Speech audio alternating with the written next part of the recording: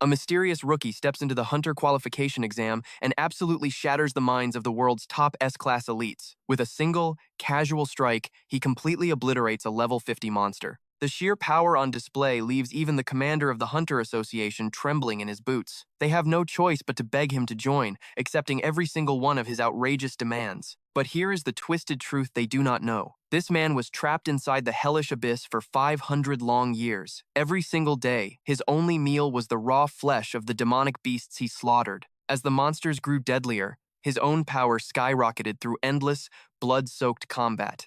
He became a living weapon, forged in darkness. After 50 years, low-level beasts were like insects to him. By year 300, even the high-ranking horrors of the abyss could not survive a single blow from his fist. By year 400, the faces of his family had faded from his memory. The only things left in his world were infinite battles and the countless scars etched onto his soul. Finally, at the 500-year mark, he ascended as the undisputed ruler of the abyss. Now, not a single creature in that dark dimension dares to even look him in the eye. Yet, despite possessing godlike strength, he still cannot find the way home. He once had a happy family, but lately, a recurring nightmare has begun to haunt his sleep every single night. The dream reveals a mysterious floating island cloaked in thick fog, filled with ruined Western-style castles, as if life had been extinguished there eons ago. But amidst the rubble, I see a silhouette, a figure that seems to be waiting just for me. A voice echoes, "Come, child. I await you at the edge of the abyss." Every time the voice speaks, I jolt awake in a cold sweat. Even though this nightmare has been messing with my head for ages, I keep my mouth shut and tell no one. Maybe the stress of studying is finally cracking my brain. Suddenly, my dad smacks the back of my head. "What is with you, kid? You have been spacing out for days. Hurry up and get ready for school." After washing up, I sit down for a warm meal with my family. My dream is simple: join the self-defense force after graduation and protect the peace. I knew I would see my parents less once I enlisted, but I never imagined that on this ordinary day, a massive shadow would descend to swallow the entire world. The shadow is cast by colossal towers appearing out of thin air. I am clueless right now, but soon, the arrival of these towers will rewrite human history in blood. The first day the towers appear, my big brother calls us. He tells us not to panic and claims he is perfectly safe. But his voice over the phone, it sounds terrified and weak. That was the last time our family ever heard from him. Deep down, we know he might never come back. At first, the news tells us to stay inside, but panic sets in as over 20 of these towers pierce the skies all around the globe. Before long, the news broadcasts cut out completely. We are trapped in the dark, cut off from the rest of the world. Finally, the government issues a red alert. Pack your bags and prepare to evacuate to the safety zones immediately. Before we leave, Mom writes a desperate letter for my brother. "If you make it back, please find us." With heavy hearts, our family begins our escape. On the road, I witness the end of the world with my own eyes. Pure despair is etched onto the faces of the soldiers we pass. Their armored tanks are shredded, covered in terrifying claw marks. We arrive at a temporary shelter, but the atmosphere is dead silent. It looks like a waiting room for the afterlife. No one here has the will to live. Suddenly, a commotion breaks out. A grown man is trying to rob a starving child of his bread. "Hey, brat, your stomach is tiny. Starving for a few days will not kill you. You do not mind sharing with me, right?" The kid is terrified and about to hand it over. But my dad, the man who can never ignore injustice, steps up. "Do you realize what kind of mess we are all in? Why are you doing this?" But the thug just sneers at my dad. "Mind your own business, old man." My dad's expression goes dark as the void. "Give the bread back."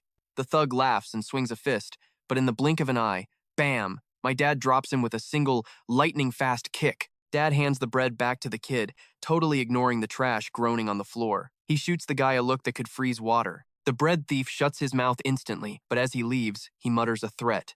"I will remember this." That is when I recognize the guy my dad just floored. It is my classmate. This scumbag bullied me every single day at school. I have always prayed for a chance to get rid of this trash. Just then, a military officer busts in. He orders everyone to clear out the shelter and pile into the trucks immediately. Some self-righteous guy tries to argue, demanding an explanation, but the soldier does not have time for debate. "Just do as you are told." Suddenly, a roar erupts from outside. The soldier's eyes go wide. "Run, now, forget your stuff." Seeing the fear in his eyes, I scream at my parents to move. I have a terrible feeling in my gut. Suddenly, the shelter doors are smashed open. A horde of white-furred monsters storms inside. The people who were arguing a second ago are now screaming and running for their lives. These are monsters straight out of a nightmare. Even an idiot can tell they are lethal. I am frozen in shock. What the hell is happening? Everyone starts stampeding toward the trucks parked outside. I yell at my parents to get in, then I sprint to check the other vehicles for space. I turn and run, but the other truck is packed like sardines. There is no room for me! Desperate, I spot a truck that is only half full. I sprint and launch myself onto the back of it. Just as I land, a large hand reaches out to grab me. I gasp, "Thank you," but then I see the person's lips curl into a wicked, evil grin. Is not it a little early to say thanks? My stomach drops. I look up and realize it is the bully my dad just beat up. Of all the people, he had to be the one to catch me. In the next second, he yanks his hand back and shoves me straight off the moving truck. As I fall, time seems to stop. I know it is over. My life is done. My dreams are dust. Countless feet trample over my body, but my soul screams, "I do not want to die." I pray for a savior. I force my eyes open and see a glowing, crystal-like foot stepping toward me. I focus my vision. That figure, it is the old man from my dreams. He repeats the prophecy from my sleep. "I will be waiting for you at the edge of the abyss." And just like that, reality shifts. Everyone around me vanishes into nothingness. Suddenly, steel slammed into the earth inches from my face. I snap my head up, a goblin, teeth bared, ready for the kill. Terror gripped my heart, screaming at me to turn and run for my life.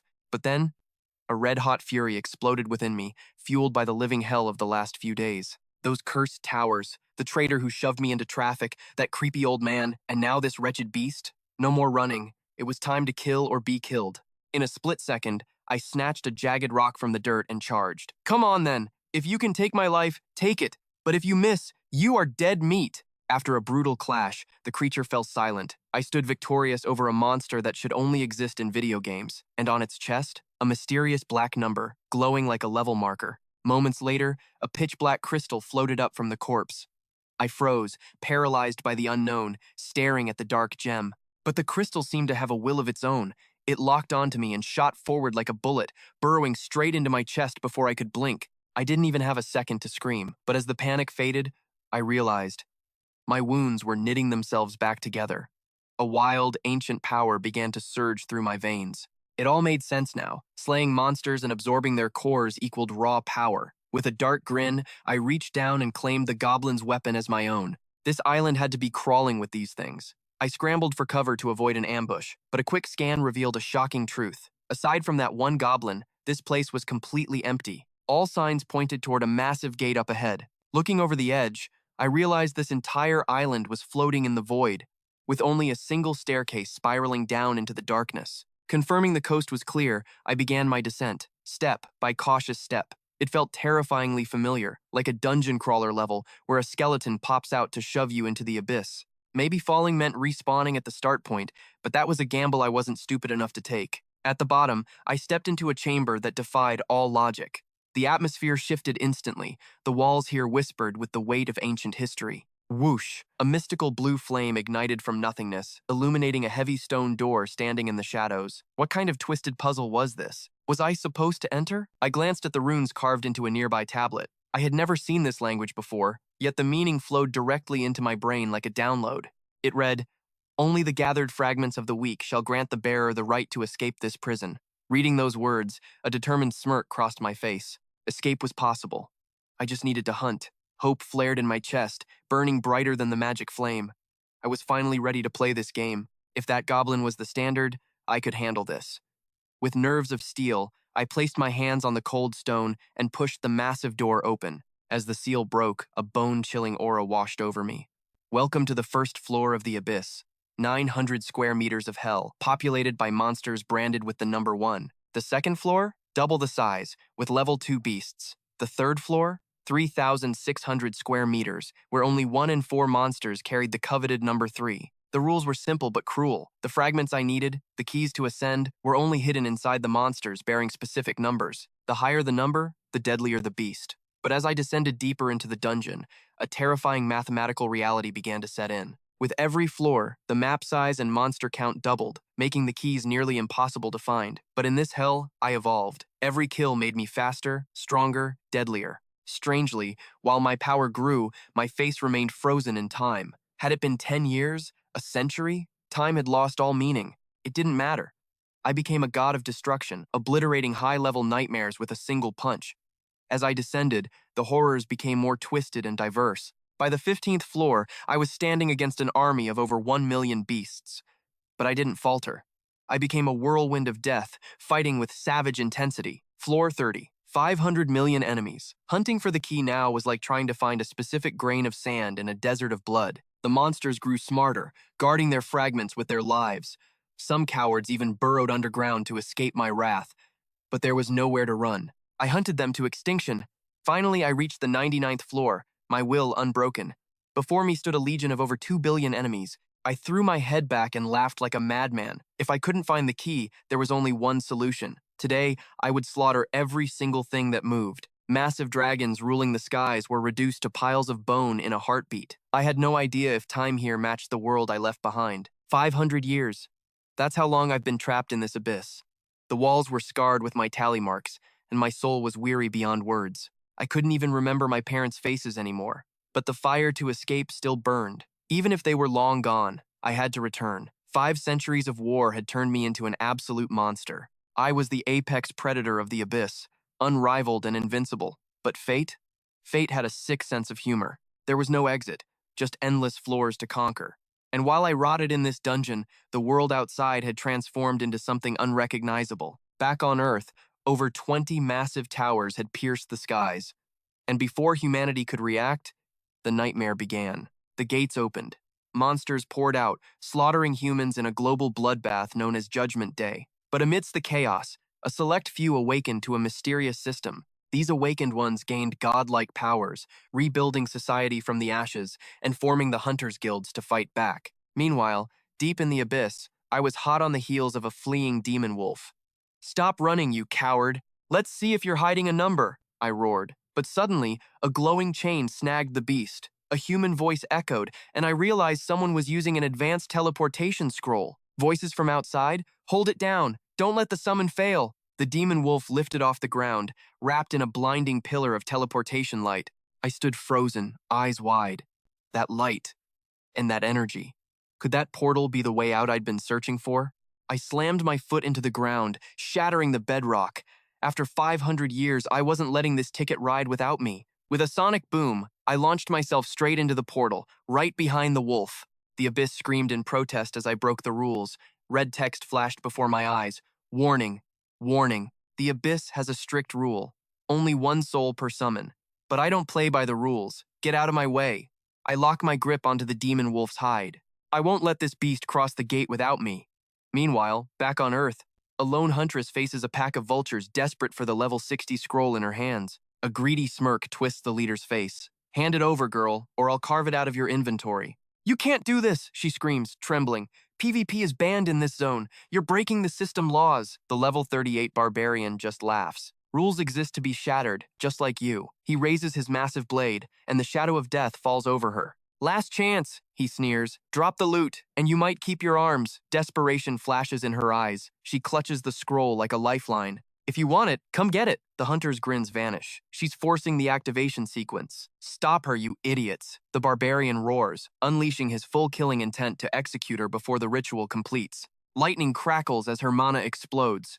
Just as the blade descends to split her skull, she dodges by a hair's breadth and slams the seal open. Fear spikes in the hunter's chests. If a level 60 calamity emerges now, they're all dead meat. "If I die, I'm taking you all to hell with me." The sky tears open above them, a swirling vortex of chaos. Boom! A pillar of lightning smashes into the scroll. The shockwave blasts the hunters off their feet like ragdolls. Cold sweat drenches the barbarian. That energy. It's suffocating. We need to run. But then, a silhouette slowly crawls from the lightning. Hearts pounding, they stare into the smoke. But as the dust settles, their jaws drop to the floor. It's just a level 3 hellwolf? One hunter tosses a bone at it, wheezing with laughter. "Is this a joke?" The girl stares in horror. She risked everything for this? Fate really has a twisted sense of humor. Squelch! Suddenly, a blood-soaked hand punches straight through the wolf's chest. With a casual flex, the figure rips the beast in two like wet paper. The laughter dies instantly. "That's no monster. That's a human." Unheard of. A human crawling out of a summon gate? The girl's mind goes blank. This wasn't in the manual. I take a deep breath. Finally, 500 years in that hellhole. Just the memory makes me want to puke. I tilt my head back and roar at the heavens. I'm out. I'm finally free. My aura erupts like a volcano, forcing the hunters to their knees. My laughter alone exerts enough pressure to crush their bones. This power, it eclipses even the nation's S-rank elites. One huntress manages to look up, trembling. What? Are you? Why come from the gate? My manic laughter cuts off abruptly. Whoosh! I vanish, reappearing inches from her face, too fast for eyes to track. She doesn't even realize death is staring her down. 5 centuries without seeing a human face. Honestly, it brings a tear to my eye. I sling an arm around her like an old pal. Tell me, is this Earth? Yes, she stammers. It's Earth. Ha! Music to my ears. Home sweet home. I scan the goons nearby. What's with the weird get-ups? Some kind of bad cosplay convention? Their faces twist in insult. 2 assassins seize the opening, lunging at my back with killing intent. Foolish. I don't even flinch. Clang! Their steel blades shatter upon impact, with my skin like glass hitting a diamond wall. My eyes darken. You ants actually trying to tickle me? The barbarian meets my gaze and his soul leaves his body. What kind of monster are you? Wham! Before he can blink, I'm already gripping his throat. Monster? You have a death wish. Suddenly, my vision blurs. The human face warps into an abyss demon. Instinct takes over. Mercy is for the weak. Show me your serial number, I growl. Where's your core crystal? The barbarian gurgles, confusion warring with terror. Number? Crystal? What are you talking about? His pathetic scream snaps me back to reality. Whoops. Wrong species. I drop him like a sack of potatoes. A puddle forms beneath him. The guy actually wet himself. Can't blame him. My killing intent is heavy enough to suffocate a dragon. He knows even the national heroes couldn't save him now. Their only thought is escape, but fear has turned their legs to jelly. They're paralyzed. Scram, I mutter. I'm in a good mood, so no killing today. Get out of my sight before I change my mind. They scramble away like rats fleeing a sinking ship. With the trash taken out, I turn to the summoner girl. Her eyes widen as she spots the lattice of scars on my back. Absolute power, paid for with absolute pain. What kind of hell did he survive, she wonders. One thing is certain, he's no summon. No scroll brings back a human. This breaks every law of magic she knows. I interrupt her internal monologue. Hey, how long have those towers been floating in the sky? She blinks, confused. The towers? They appeared 5 years ago. Everyone knows that. 5 years? My brow furrows. Impossible. I spent 500 years fighting for my life. Time dilation? Or something worse? Seeing my expression darken, she quickly adds, the nightmare began the day the towers pierced our skies and the system enslaved humanity. In the blink of an eye, 1/3 of our cities were wiped off the map. She plays the recording, and my blood runs cold. The 5th sector suffered 7 catastrophic invasions. I barely escaped with my life back then, but seeing this data now, shock paralyzed me. That isn't just any ruin. That's City S, my birthplace. Panic seized my chest like a vice. I grabbed her arm, desperation clawing at my throat. Tell me, what is the status of City S right now? The girl's voice trembled as she explained. City S is a wasteland. Most sectors have been obliterated. However, high-ranking hunters have been deployed for support. The monster wave should be suppressed soon. Hearing that the situation was critical, a fire ignited in my veins. I couldn't wait another second. I had to get to City S immediately. Tell me, I demanded, my aura flaring. What is the fastest route? The woman hesitated, then slowly raised a trembling hand to point the way. The moment her finger extended, I vanished. Like a phantom bolt of lightning, I moved with speed her eyes couldn't even track, leaving her standing there, completely bewildered by the afterimage. Her mind raced to catch up. That man, he's definitely not a summoned beast. Summons don't possess that kind of autonomy. She had to report this anomaly to her sister immediately. A mysterious man just walked out of a summoning gate and defied all logic. It was absolutely unbelievable. Meanwhile, on the other side of the battlefield, the barbarian had wet himself in terror, forcing his 2 teammates to drag him away. But their escape was cut short. A terrifying black aura suddenly materialized in their path. The darkness swallowed the road, blocking the 4 hunters. One of them stammered out, Who? Who goes there? But when the figure turned around, despair crashed over them. Today, they had truly walked into a dragon's den. They had stumbled upon another legendary assassin. The killing intent rolling off this monster was suffocating. Dark energy poured from his cloak like heavy smoke, forcing their knees to buckle. The power gap wasn't just wide, it was an abyss. They had 0 chance of fighting back. That horrific aura squeezed their hearts until they jumped into their throats. Fear was the only emotion left. I'm feeling merciful today, the hooded figure rasped, so I will grant you 3 seconds to tell me where he is. Remember, only 3 seconds. The barbarian's fear turned to impotent rage. They were trapped in a nightmare of elites. One overpowered monster after another kept appearing before them. Even his adrenaline couldn't conjure a plan. But who could have predicted the next beat? In a split second, the entire squad was reduced to a fine mist of blood. The hooded figure didn't even sweat. He simply waved his hand and erased 4 hunters from existence. 3 seconds are up. Yan L. You didn't value the opportunity. Don't blame me for the consequences. Suddenly, system notifications flooded the air. Deceased. Deceased. These weren't rookies. They were the elites of the Tiger Roar Guild. Meanwhile, at the opulent headquarters of the Tiger Roar Guild, a woman spoke in hushed tones. Several of our master-level elites have flatlined. Even that girl's life scroll has burned to ash. Upon hearing the report, the man in the chair didn't scream. Instead, he crushed the crystal wine glass in his hand to dust. On the surface, he looked calm. But the woman knew better. Beneath that icy exterior, a volcano of rage was erupting. Those experts you recommended couldn't even handle a level 19 summoner? His voice dropped an octave. And their signals vanished simultaneously. How exactly are you doing your job? But what truly unsettled him was the timing. All signals cut at the exact same millisecond. That meant all 4 were obliterated in a single, devastating strike. But in this world, who possessed that kind of power? The man sitting there was Lite, the Storm Priest, level 118, a true monster among men. He immediately barked orders to his subordinates. Investigate this interference. Find out who is playing games with us. And if the opponent is weak, wipe them off the face of the earth. He walked to the panoramic window, gazing down at his kingdom. Whoever dares touch my people, I will slaughter them myself. But suddenly, a strange sensation prickled his skin. High in the sky, a white-haired man was flying. Flying? Without gear? How is that possible? The S-rank hunter's expression darkened into hostility. The scent of blood rolling off that figure was overwhelming. Who exactly is that? I need to investigate this anomaly immediately. Korea was his territory. He couldn't allow any uncontrollable variables. Yet, the direction of the flight confused him. There is no fallen zone that way. Why is he heading there? Even if you have a death wish, that's not the way to die, because the scale of this invasion was unlike anything before. There was no doubt, a massive, dark force was pulling the strings from the shadows. The tower that had slept for 5 years had finally awakened. Ignoring the politics, my mind was singular. City S. I must get to City S. 10 minutes later, I arrived, but the sight that greeted me froze my soul. I descended slowly onto a shattered rooftop. The scene below defied imagination. It was a chaotic swarm of beasts, flying and rampaging unchecked. City S was gone. It had long since been reduced to rubble. This place has already fallen. I was trapped in the abyss for 500 years, but only 5 years had passed in the outside world. That news gave me a flicker of joy, but this landscape filled me with dread. It had become a living hell. Are my parents? Could they still be alive in this? For all those centuries in the dark, I had one goal: to return to Earth, to reunite with my family. That hope was the only thing that kept me sane. I thought I could fix this quickly. I never expected it to take 500 years. The weak boy who entered the abyss was gone. In his place stood the ruler who dominated the darkness. Back in the abyss, no beast dared to look me in the eye. I was the apex predator who hunted them for sport. But after 200 years, despair nearly broke me. I started to believe my parents were dead, that I was too late. Every day, I feasted on the raw innards of monsters just to survive.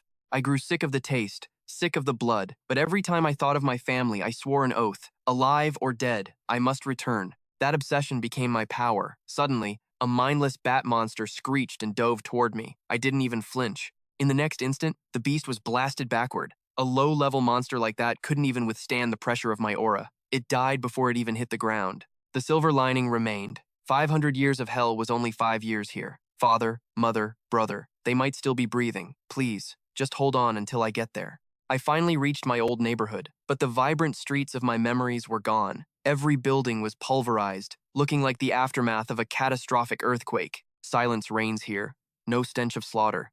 It seems these abominations only thirst for the blood of the masses. Finally, I stand before the sanctuary of my past. My heart hammers against my ribs like a war drum. After an eternity away, composure is an impossible luxury. Crack! My grip shatters the handle instantly. Perhaps I'm too strong, or maybe time has simply rotted the wood away. I step into the dusty silence. Sunlight bathes my silhouette, casting a long, solitary shadow that screams of desolation. Empty. Just as I predicted. Yet, my soul pulled me back to this graveyard of happy memories. But wait. Amidst the dust, a disturbance. A letter rests on the table. My trembling hands lift the paper to read the final words of the past. My beloved son, the world claims you have perished, but your mother and I? We reject that reality. We preserved your sanctuary exactly as you left it. Our faith in your return never wavered. You must come find us. We prepared clothes for every stage of your life, all in the styles you loved. As the words sink in, hot tears carve paths through the grime on my face. They braved this hellscape just to leave a message. Following Mother's will, I throw open the wardrobe, and there they are. Beside the clothes, a lifeline, a map to shelter number 6, and a photograph capturing a moment of lost peace. What divine intuition told her I would survive? Against all odds, her faith was rewarded. Clutching the album, I finally let the dam break. 500 years in the abyss. By the 2nd century, their faces had faded to gray, but this photo, it brings the color back. Suddenly, steel catches my eye. My reflection stares back from the cold blade. I have transcended humanity. If I massacre every beast in this godforsaken world, perhaps this apocalypse will finally end. Shing, the blade dances, severing the wild mane of the abyss. Fresh clothes replace rags. In mere moments, the savage is gone. Perhaps I can reclaim the stolen years. The severed hair lies on the floor, a tribute to a past I am burying forever. A rebirth. The wild hermit has vanished, replaced by a sharp youth. Even the scar slicing across my face adds a rugged charm. Not bad. Destination locked. Shelter number 6. The sanctuary of my bloodline. The map points east, but the world has crumbled. The old roads are nothing but twisted metal and rubble. Conventional travel is impossible. Ha! You call this an obstacle?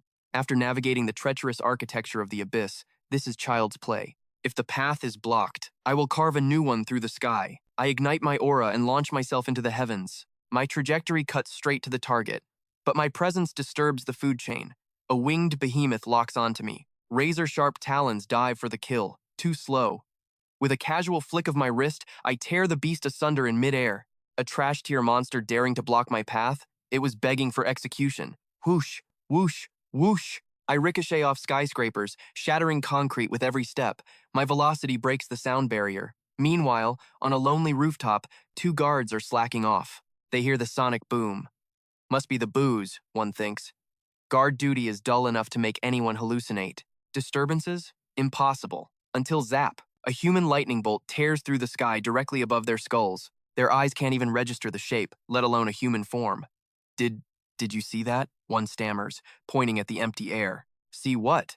The other guy is clueless, only feeling the shockwave slapping his face. Luck is on their side. The third guard was filming.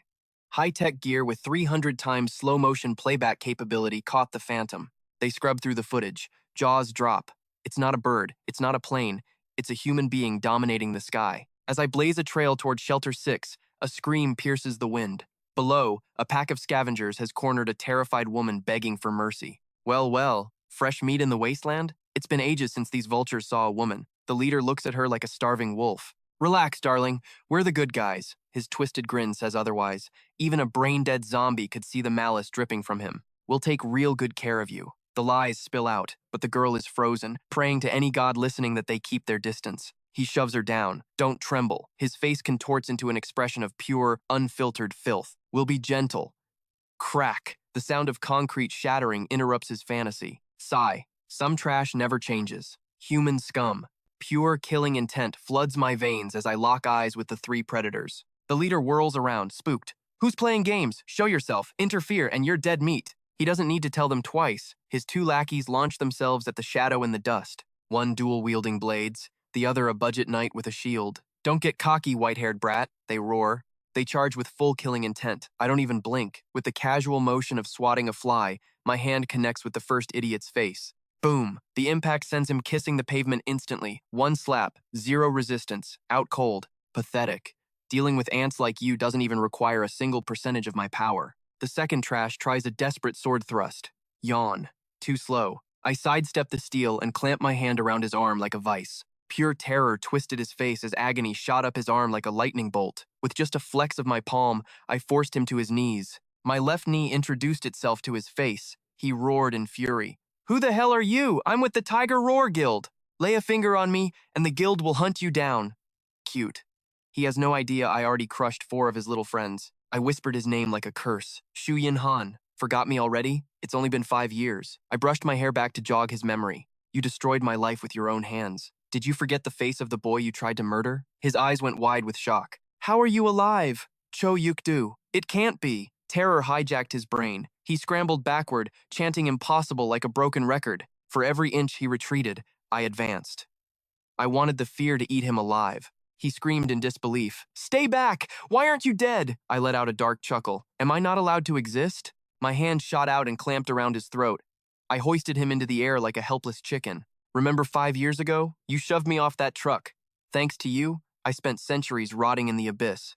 Can you even imagine that kind of hell? Panic flooded his gaze. One squeeze, and his neck would snap like a twig. My knuckles cracked with anticipation. I lived in a nightmare for an eternity. Now, it's your turn to visit hell.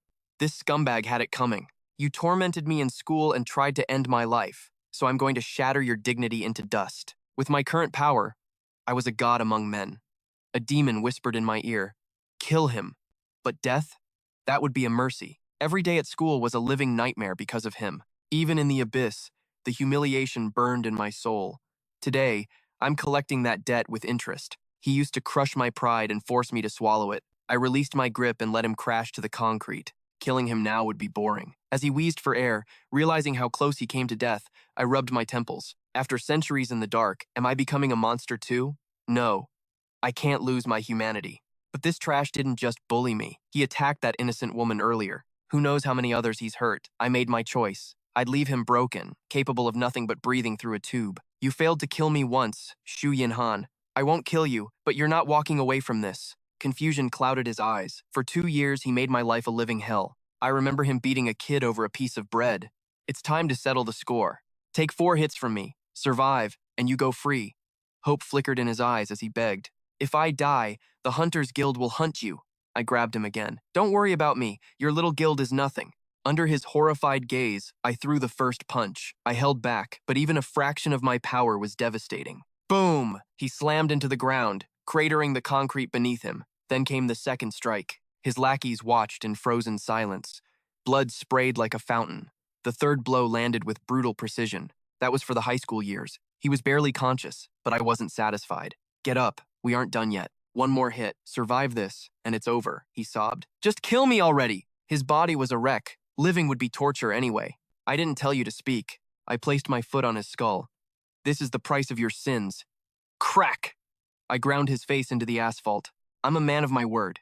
You survived the 4 hits, so I'm done with you. His eyes were destroyed. Agony screamed through every single cell in his body. Limbs crushed, blind and broken. He wouldn't last long without help. I glared at his lackeys. Get him to a hospital. Now, if he dies, you join him.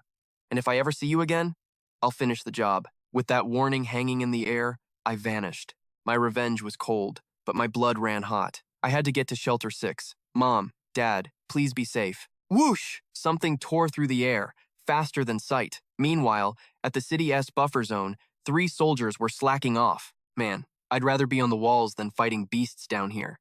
A commanding officer stepped out of the shadows. Quit your whining. If a beast shows up, try not to wet your pants. Stay sharp. These things strike without warning. First Lieutenant Lei Han-jun glared at them. Relax, sir, a private smirked. This is just the buffer zone. We barely ever see high-level monsters out here. Famous last words. Before he finished his sentence, a massive tentacle coiled around him. Snap. By the time the others blinked, their friend was already gone. The nightmare descends. A level 45 Kraken spawn, an armored fortress of flesh and bone, crashes onto the battlefield. Hold the line! Panic means death! The lieutenant roars, desperate to maintain order. They unleash a hail of lead, but the bullets simply bounce off the beast's impenetrable carapace like rain against steel. Pure malice burns in the monster's eyes. It scans the trembling ants below, already deciding which unsuspecting soldier will be its next toy. Despair begins to rot their courage. The level gap is simply too massive. Their standard-issue weapons are dealing absolutely 0 damage. Staying here is a death sentence. With a sonic boom, the beast launches itself into the sky, vanishing from its original spot in the blink of an eye. Its massive shadow casts a shroud of doom over the squad. The lieutenant screams for them to scatter, sensing the impending catastrophe. Bunching up means total annihilation. But fear has already paralyzed the soldiers, turning their legs to jelly just when they need to run the most. In a heartbeat, the beast descends like a meteor. Its attack lands, and a single swipe of its claw instantly reaps a soldier's life, painting the ground crimson.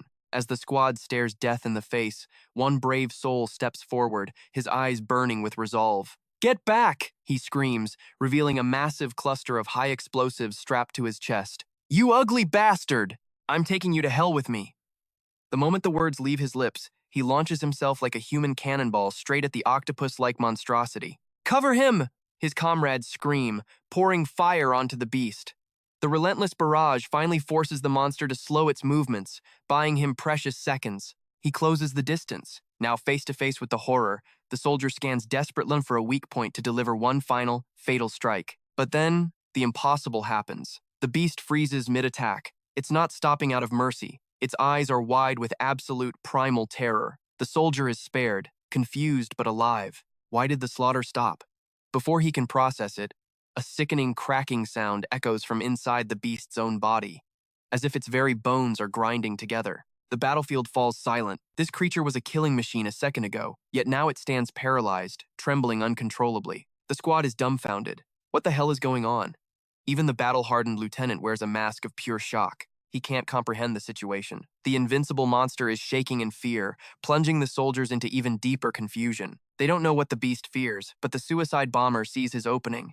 He won't let this miracle go to waste. He aims the explosives right at its eyes. This is it. With a roar, he hurls the package. A blinding flash erupts, followed by a terrifying explosion that shakes the earth. A massive fireball swallows the beast whole. But as the smoke clears, their hope turns to ash. The monster stands completely unharmed. It's a cruel joke. The beast had instinctively wrapped its armored tentacles over its eyes, shielding its only weak point from the blast. As long as its eyes remain intact, this monster is immortal. Slowly, menacingly, it advances toward the soldier, veins bulging in its eyes with murderous rage. The soldier falls to his knees, utterly broken. That explosion was their trump card, yet it didn't even leave a scratch. How can they possibly win? His comrades have already fled in terror. The Kraken spawn locks its gaze on him, its tentacles rising to deliver the final judgment. But in that fraction of a second, I descend. With a casual wave of my hand, I crush the beast's eye, obliterating its skull instantly. The monster that seemed invincible just moments ago collapses into a lifeless heap. The soldier's jaw drops. The lieutenant watches in stunned silence, his brain refusing to process what his eyes just witnessed. Those cracking sounds from earlier? The beast wasn't breaking. It was shivering because it sensed my arrival. I stand up slowly, my aura radiating pure killing intent. I didn't expect to run into the military here, but it's perfect timing. I need directions to shelter number 6. The lieutenant is still paralyzed with shock. This stranger just one-shot a catastrophe-class beast that survived a direct explosion. His gaze sharpens. He's never seen a human with this kind of pressure before. This is undeniably S-rank destructive power. No, perhaps even beyond S-rank. The lieutenant decides he must identify this anomaly at all costs, but suddenly, a system window pops up in his vision. Error. Insight failed. The skill malfunctions. The level difference is so vast that the system refuses to even attempt the analysis. He's never encountered this error before. I've only been in this world for a few hours and picked up the basics, but it seems my own system interface is still unlocking. The lieutenant stumbles, drained. Just attempting to peek at my stats cost him years of his lifespan, draining his vitality instantly. I glance over indifferently. I felt a gaze on me, but it was weak. Ignoring him, I walk calmly toward the soldier I just saved. I have a question, I say, my voice cutting through the silence. How far is shelter number 6 from this position? The soldier stammers, eager to help. It's about 10 kilometers to the north. But sir, you have to pass through Zone X to get there. Zone X? My confusion peaks. What is he babbling about? Zone X? I ask. He explains it's a containment zone for the beast tide, a place where monsters are lured and clustered so hunters can farm them efficiently. As the soldier explains, I pick up the chatter of the other squad members nearby, their fear replaced by greed. Whoa, look at these drops. Rare items everywhere. In the abyss, killing monsters only dropped black crystals, but it seems beasts in the real world drop actual treasure. It's just like a video game. I just crawled out of the abyss, so I honestly have no benchmark for my current power level in this world. I turn to the soldier. That beast you fought, was it considered strong? He wipes cold sweat from his forehead. A level 45? That's a nightmare, sir. It's not something a normal squad can handle. Even a full platoon would likely get wiped out. Interesting. So, a trash mob from the abyss is a boss-level threat here. How many beasts above level 45 are in that nest ahead? I ask. The soldier's face goes pale. Probably no more than 100. If there were more, humanity would have been extinct a long time ago. I wrap up my interrogation and turn to leave, radiating pure main character energy. The soldier is left speechless, shaking in his boots at my overwhelming confidence. But before I can make my cool exit, he rushes after me. Wait, he shouts. I pause and glance back, giving him the universal make-it-quick look. Seeing I might actually listen, he bows with full respect. Please, I beg you to pass through Zone X on your journey. It's a suicide mission for us, but with your god-tier power. I know you can save the innocent people trapped there. If I recall, he mentioned Zone X is the shortcut anyway. I agree without breaking a sweat. Consider it done. I'll sweep the trash out of Zone X. It wasn't exactly on my to-do list, but since it's on the way to Shelter 6, I might as well exterminate every monster I see. Multitasking, right? Not just Zone X. Anything that breathes in my direction gets deleted. 10 minutes later, back at the military camp, the lieutenant finally wakes up from his magical coma. Seeing his eyes open, the squad goes absolutely wild with relief. Lieutenant, you're back! But the first thing on his mind isn't his health. How long was I out, he demands. About 10 minutes, sir. That beast's recovery item worked like a miracle elixir. Otherwise, you'd be in a coma for weeks. The lieutenant ignores the fluff. Forget my condition. Where is the hunter who saved us? The soldier answers honestly. He headed north, sir.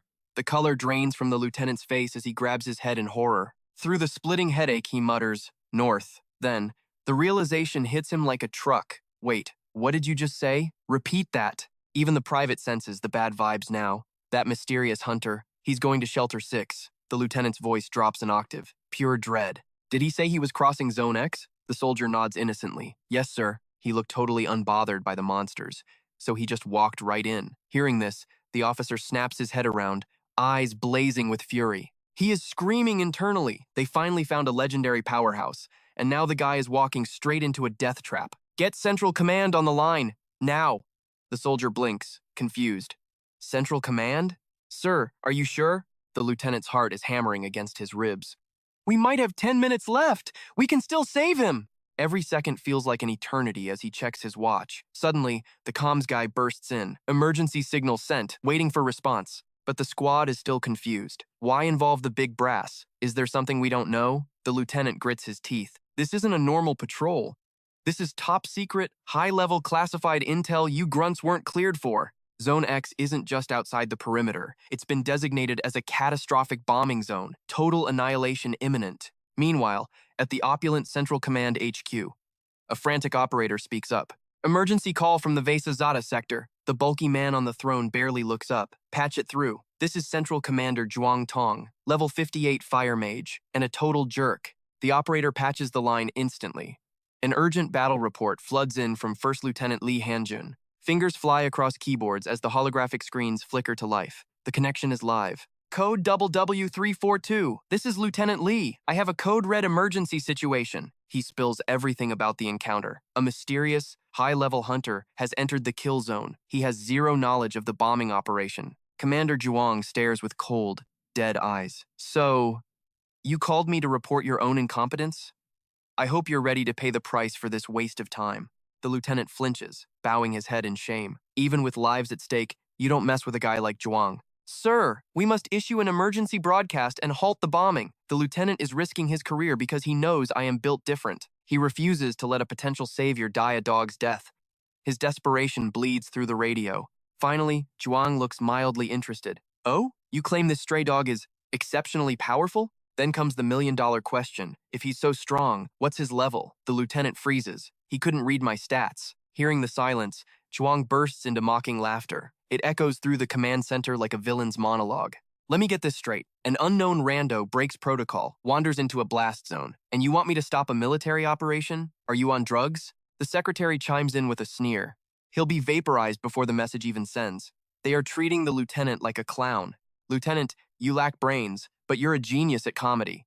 Calling Central Command for something so pathetic? Zhuang turns to the icy woman beside him. Clearly, your subordinates weren't potty trained properly. Who taught this idiot? They chat like they're discussing the weather, not human lives, mocking the desperate soldier on the other end. And listen closely, Lieutenant. If this delays the operation, I'll have your head on a platter. Park Sujin watches this unfold with burning eyes.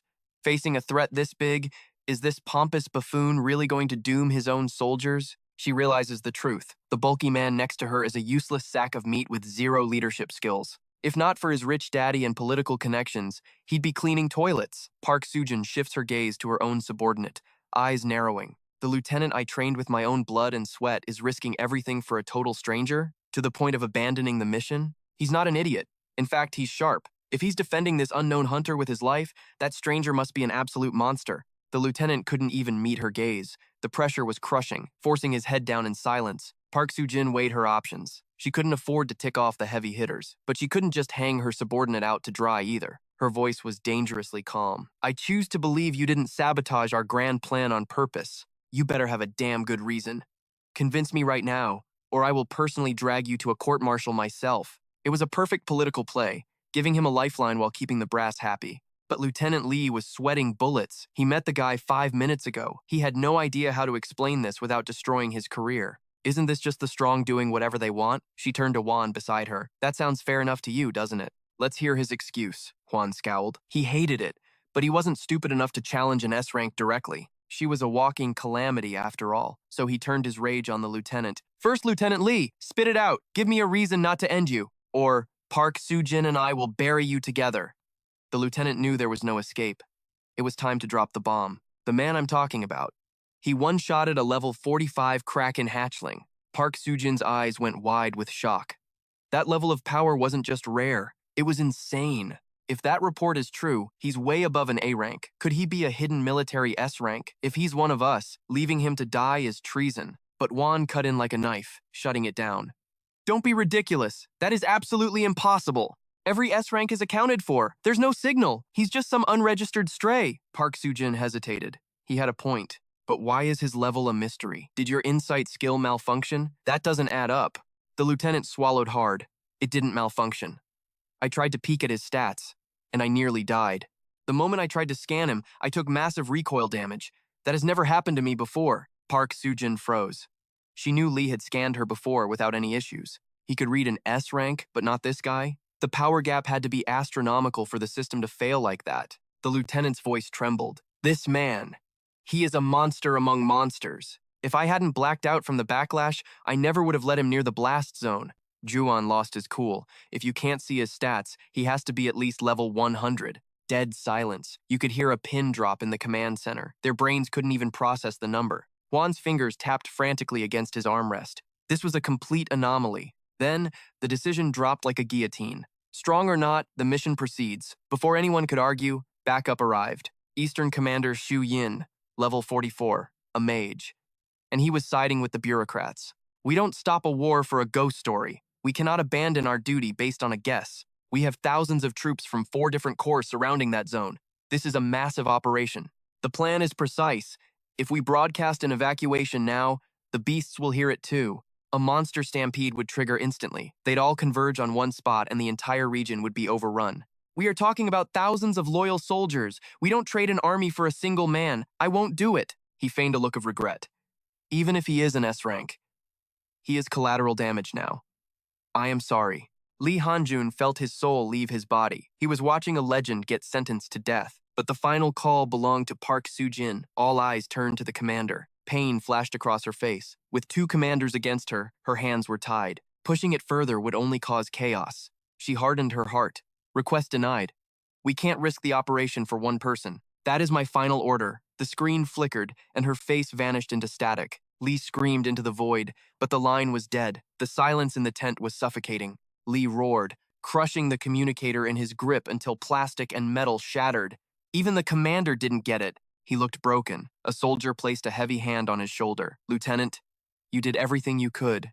Let it go. Pure, unadulterated frustration boiled inside him. He hated himself for being too weak to change anything. Humanity was about to lose a titan because of red tape. He wanted to rebel, but orders were absolute.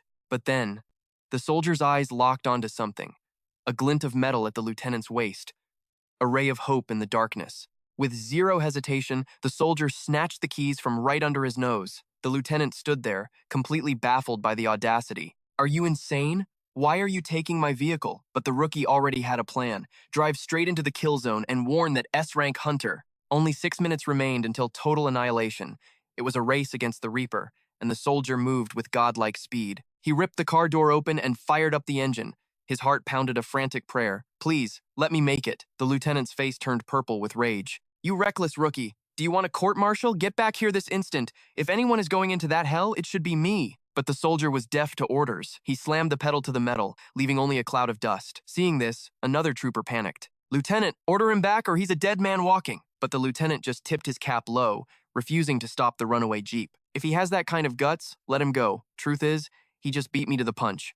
All we can do now is pray his courage doesn't get him killed. Come back alive, you magnificent fool.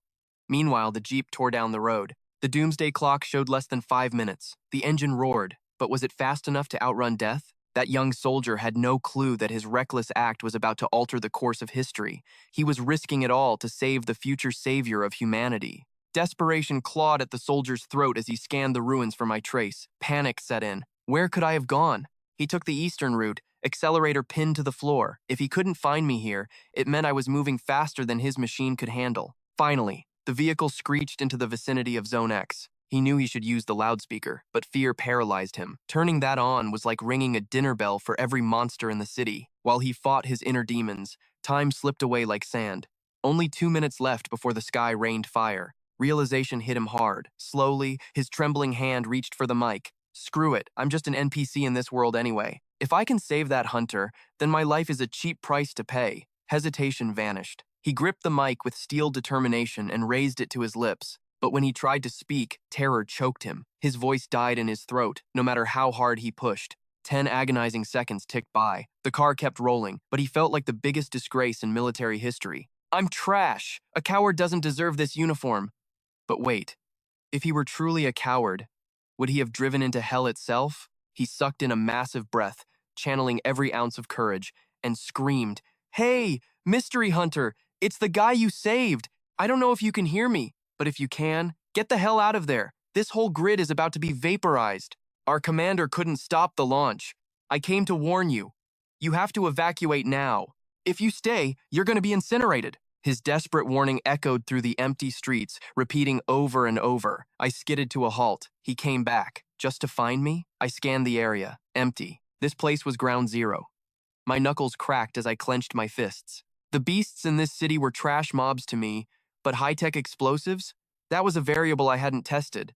I didn't know their firepower limits. If they were confident enough to wipe out the map with these bombs, my body might not be able to tank the damage. Even if I survived, I'd be wrecked. Instantly, my figure blurred as I flash-stepped toward the source of the sound. That kid drove into a death trap just to give me a heads up. There was no way I was letting a loyal soul like that die today. On the other side, the soldier was on the verge of tears. He reached the center zone, but I was nowhere to be seen. The clock hit 4:59 and 25 seconds. A swarm of flying horrors zeroed in on the noise.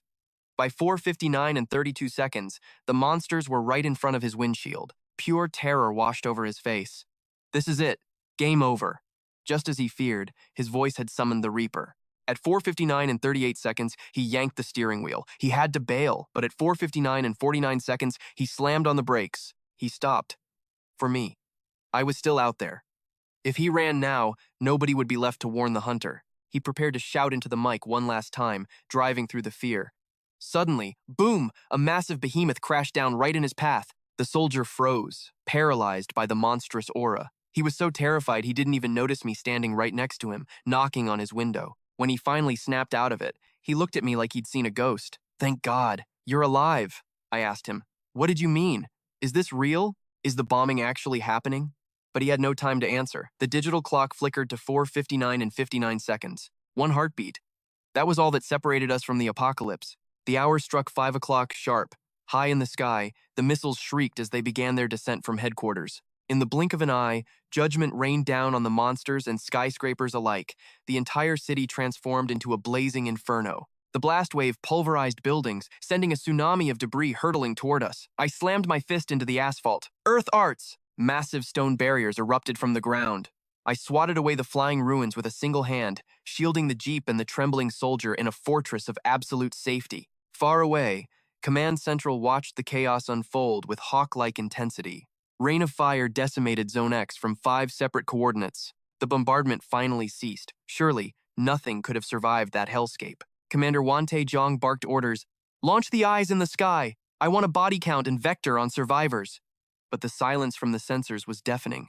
0 life signs detected. Confusion swept through the control room like a plague until one officer's face twisted in pure shock. Impossible. The beasts were still there, standing tall right in the kill zone. Even worse, the monsters at Ground Zero didn't have a single scratch on them. The brass at headquarters couldn't believe their eyes. How does something walk away from a nuke? Our firepower isn't the issue, Park Sujin muttered, her voice trembling. Level 50 trash shouldn't be able to tank a bombardment of that magnitude. Switch to visual feed. Give me eyes on the ground, now. Her fingers danced across the keyboard like a woman possessed. She synced the drone feed to the main monitor. Every breath in the room was held as all eyes locked onto the screen. The image flickered to life, revealing the terrifying truth. A crimson energy barrier shimmered around the horde. No one had ever seen a defense spell like this before. Beasts don't use magic barriers. But then, the camera zoomed in. A hooded figure with stark white hair was perched on a giant monster's shoulder. The puzzle pieces clicked. That impenetrable shield wasn't coming from the beasts, it was coming from him. Suddenly, static. The feed cut out as the drone was swatted from the sky. They scrambled to launch another, but the enemy locked onto it the second it entered their airspace. Signal lost. Another one bites the dust. The monster's claw closed gently, crushing the high-tech drone like it was made of paper. Command went blind. Zone X was now a complete dead zone. Park Sujin's face darkened. This wasn't just a rampage, it was calculated. What exactly were they dealing with? A chilling theory crawled up her spine. Have these abominations evolved? Did they know we were watching from the sky? The High Commander went pale. If these things had brains to match their brawn, humanity was doomed. Evacuate the civilians. Get everyone out of the residential sector, now. Full retreat, Park Sujin countered with a roar. Hold the perimeter walls. We dig in here. This is the final line of defense. If those things breach Zone X, it's game over for everyone. But then, a report from the field froze the room. The horde ignored the city.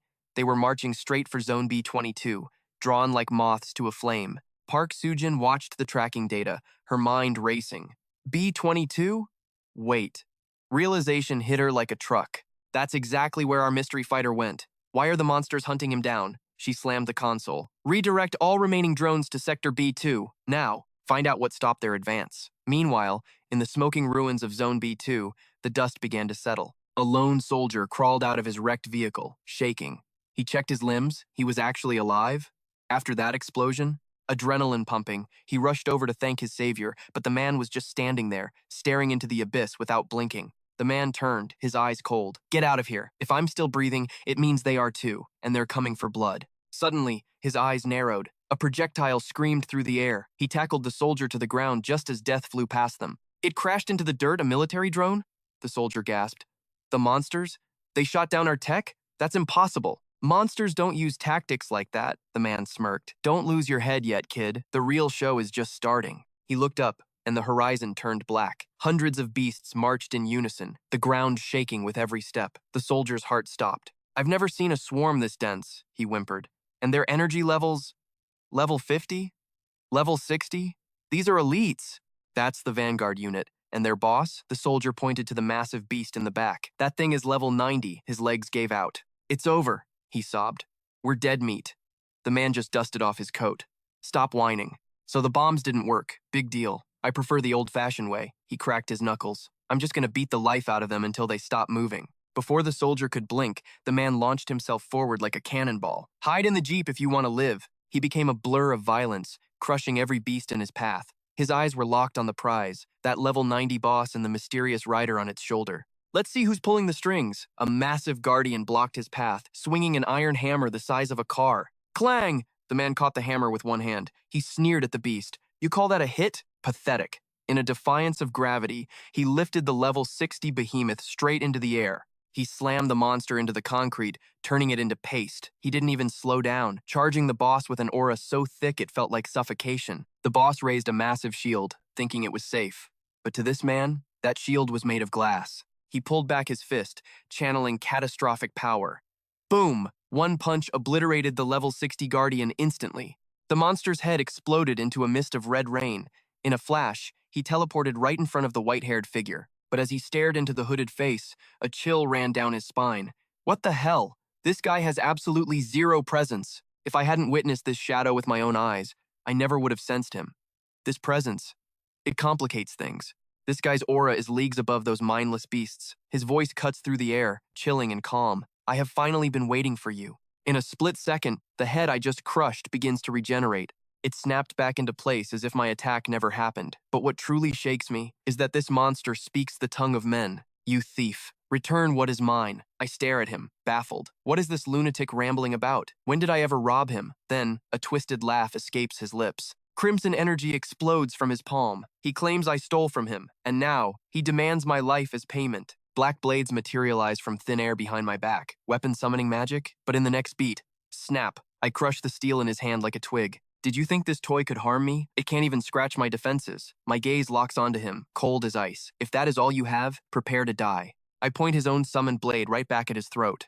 First, drop the cowl. Let me see your true face. Suddenly, the behemoth charges. Its massive fist crashes down, aiming to crush me into paste with sheer brute force. High above, a drone buzzes, capturing the chaos. The cloaked man glances at it with pure disdain.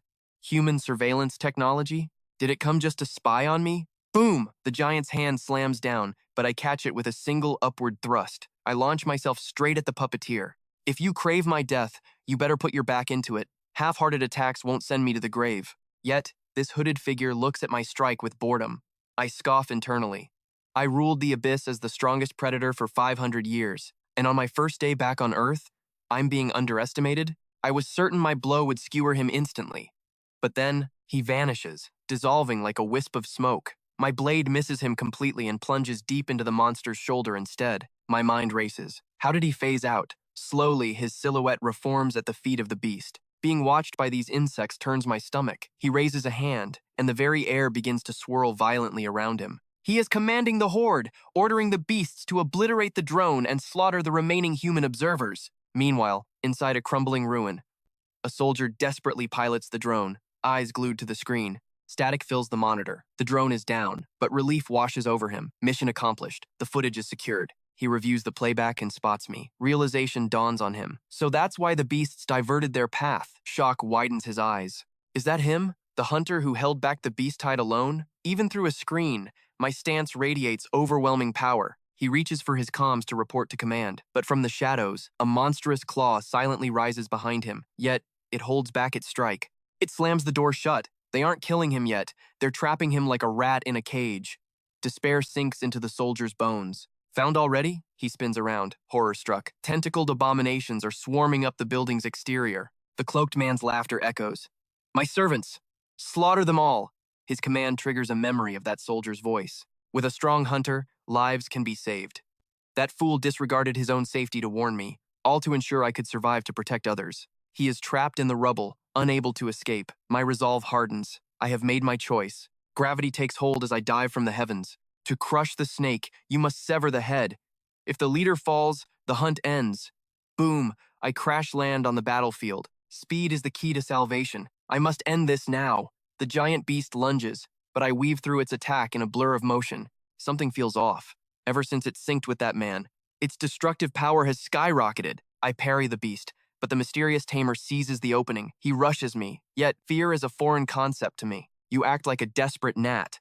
Do you want to die that badly? But as he closes in, a shocking truth hits me. The face under the hood, it is identical to mine, but there is no time for questions. He summons a pitch-black longsword. This is dangerous. The energy pulsing from that blade is catastrophic. Then, his voice cuts deep. Die, abyss thief. I am taking back everything I lost. He strikes, but my eyes have already traced the path of his blade. He thrusts, but I counter. Crack! My fist connects squarely with his wrist.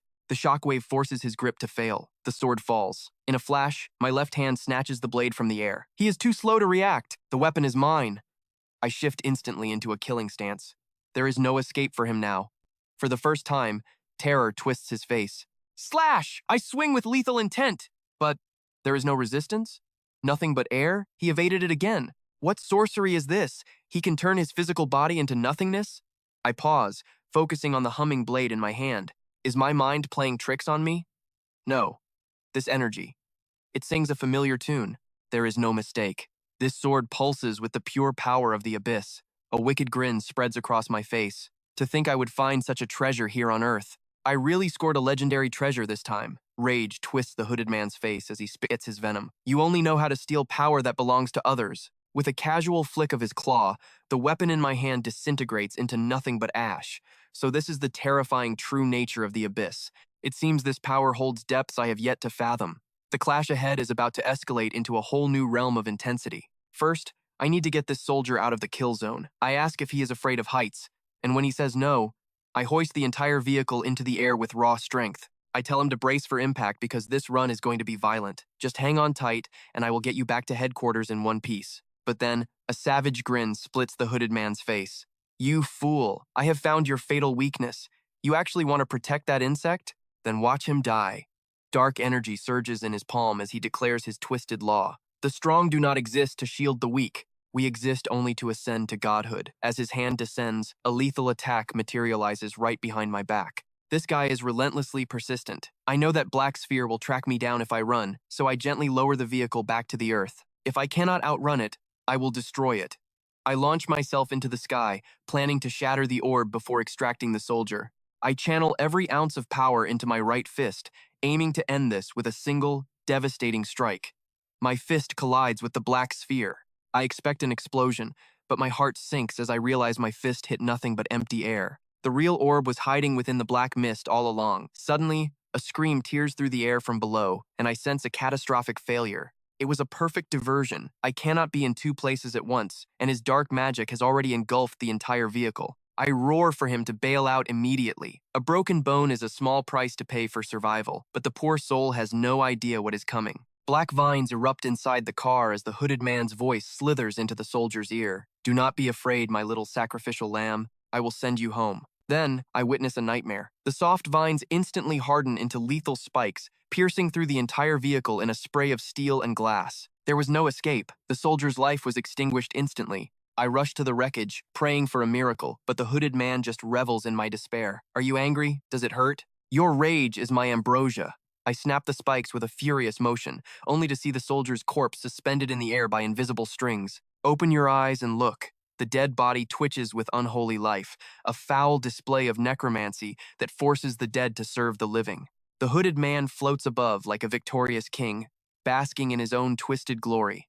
I want you to watch helplessly as everyone you care about dies screaming. Ah, the taste of your misery is truly exquisite. He has no idea that he just signed his own death warrant. One of us dies today, and it will not be me. I finally break my silence. Do you get a thrill from trampling on the dignity of others? You remind me of the trash that used to bully me back in school. Seeing my fury only excites him more. Please, spare me the cliches. Where is the fun and logic? Then, he launches his offensive. A storm of razor-sharp stones erupts from his palm, but this time, I do not dodge. I let the attacks shatter against my skin, knowing they cannot kill me. On the surface, I am ice. But inside, my rage is a volcano ready to erupt. My figure vanishes from sight. In a heartbeat, I rematerialize on the ground, dropped into a lethal battle stance. Scum like you does not deserve to breathe my air. I take a deep breath, channeling the entirety of my soul into my fist. If you have any spine at all, face me in a duel to the death. I promise I will drag you down to hell with me. The hooded figure vanishes instantly. He is not stupid enough to tank a blow that could crack the sky. Only an idiot would stay. Boom! My punch flies forward, threatening to tear the fabric of space itself. The sheer shockwave pulverizes his spikes instantly. I grip my teeth, glaring at him.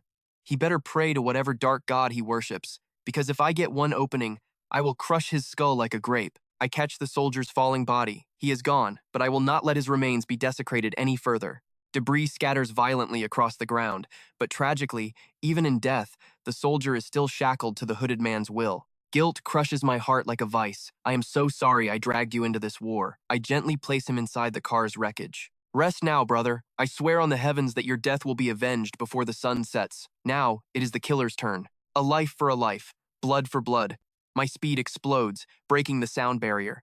In a blink, I am right in his face, faster than he can think. But something feels wrong. Just as my fist connects, he uses the power of the abyss to phase through my attack like a ghost. He materializes behind me instantly. You rookie! You cannot even control the abyss, yet you dare challenge a master? You are courting death. I scoff internally. Got you. You walked right into my trap.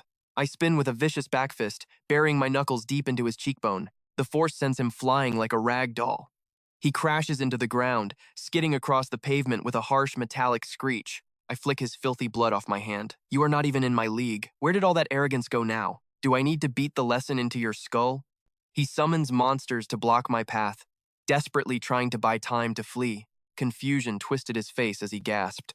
How? How exactly did you wound me? I flickered into existence right before his eyes, a ghost of vengeance. You utter fool. Evolution is inevitable. Or do some people just refuse to learn? Your life ends today. Go apologize to my brother in hell. Pure terror finally gripped the cloaked bastard. He'd never witnessed such terrifying growth potential.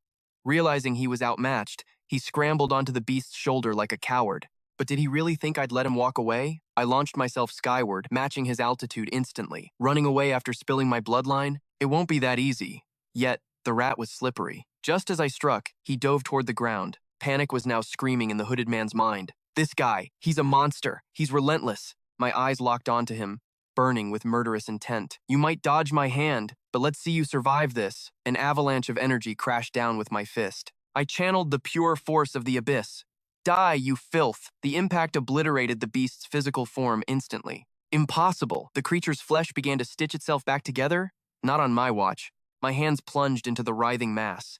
I seized the very core of its abyssal energy and tore it out by the roots. The beast stared in horror. What are you? Stripped of its source, its body withered into dust. I dove, hunting the puppet master. There is no escape from me. The hooded figure was fuming with desperation. Cornered, he played his final card. A scream tore from his throat. Shadow Union! Every monster in the vicinity had its life force ripped away to fuel him. An aura of absolute nightmare fuel erupted from his body. He slammed me with a wave of condensed abyssal force. My vision blurred under the pressure. Suddenly, a blur motion flickered past me. When the dust settled, silence. The bastard had vanished into thin air. I stood there, stunned. He burned that much power just to create a smokescreen? I checked my tattered gear, thank God. Mom and Dad's photo was safe. I ripped open the car door. The soldier was gone. Cold. The necromancy keeping him moving had faded. I took his dog tags, a memento of his sacrifice. I dug a shallow grave with my bare hands. This death, it's on my conscience. I swore on this grave. The thought of that doppelganger wearing my face. Rage boiled in my gut. This isn't over. He gorged on shadows. He's a walking nuke now, and his threat echoed in my mind. Watch everyone you love die. Shelter 6. I have to get there first. I can't let him slaughter them. I engaged my speed, exploding off the ground. I became a streak of lightning, tearing a path toward the shelter. Unknown to me, a silent observer had seen it all. 15 minutes later, Hunter Park Sujin arrived on the scene. She barked orders. Sweep the area. Don't let a single rat escape. Meanwhile, a tech specialist checked the drone feed, and his jaw dropped. Total annihilation. Every monster was dead. S-rank Hunter Park Sujin felt a chill crawl up her spine. Pull the logs! Now! She commanded. The battlefield told a terrifying story. That hunter, Lee Han-jun, he didn't just survive the bombardment. He solo cleared the entire monster nest. Even an S-rank squad would struggle to do this. Suddenly, her subordinate shouted, "Commander, look at this!" A surviving drone lay in the rubble. The memory core is intact. I'm decrypting data now. Moments later, the truth played out on screen. Park Sujin watched with hawk-like intensity, analyzing every frame. She saw the fallen soldier, and standing beside him, a white-haired youth, the mystery hunter. While the commander investigated, the grunt workers were busy scavenging. One soldier spotted a violet glow in the dirt. Jackpot! Item: Elixir of Mana. Permanently increases magic power. Item: Royal Dagger. Rank A. But the real prize? A mysterious golden box pulsing with energy. The system couldn't even identify it, just as he reached for it. Hey, what's that in your hand? Panic! He shoved the loot against his chest. Nothing, just trash. Before he could blink, a shadow dropped from above with a sinister chuckle. The soldier froze. He was caught. The newcomer's eyes gleamed with greed. If I'm not mistaken, that's a raid leader drop. Unreadable stats? That's a legendary artifact. A cruel smirk twisted his lips. Embezzling military loot is a court-martial offense. You know how this works, right? The soldier's heart hit the floor. Is he really going to rat me out? Desperate, he tried to bargain. Let's split it 50-50. If I go down, you get nothing. The blackmailer ignored the plea and snatched the golden box. I think not. That's a legendary item. You can't just Heavy hand landed on his shoulder. You have two choices. I take the box or you go to prison. Defeated, the soldier slumped. Clutching the prize, the man's face contorted into a mask of pure greed. At long last, the puppet reliquary is in my hands. After a hellish marathon, I finally arrived at the gates of shelter number 6. I scanned the perimeter with a hawk's eye. No signs of recent monster raids. But those heavy cannons positioned in the rear? They scream absolute security. The civilians look disturbingly normal. This implies there are absolute monsters lurking in the shadows, protecting this place. I step forward, steeling my nerves for entry, but my mind keeps drifting back to that hooded figure from the Wastelands. I couldn't sense a shred of his presence. Zero. Even now, I can't detect any overwhelming aura here, but logic dictates that without a powerhouse guarding these walls, this place would have been rubble ages ago. Suddenly, a figure in a conical hat materializes right in my face. Is he blind? Or does this guy just not care who he crashes into? No, he was hunting for me specifically. Your blood aura is thick and heavy. You crawled out of the hellscape outside, didn't you? I give him a cold, silent acknowledgement. What do you want? I'm booked solid and I don't do small talk. The man just chuckles. Then let's talk business. He flashes a thick stack of cash.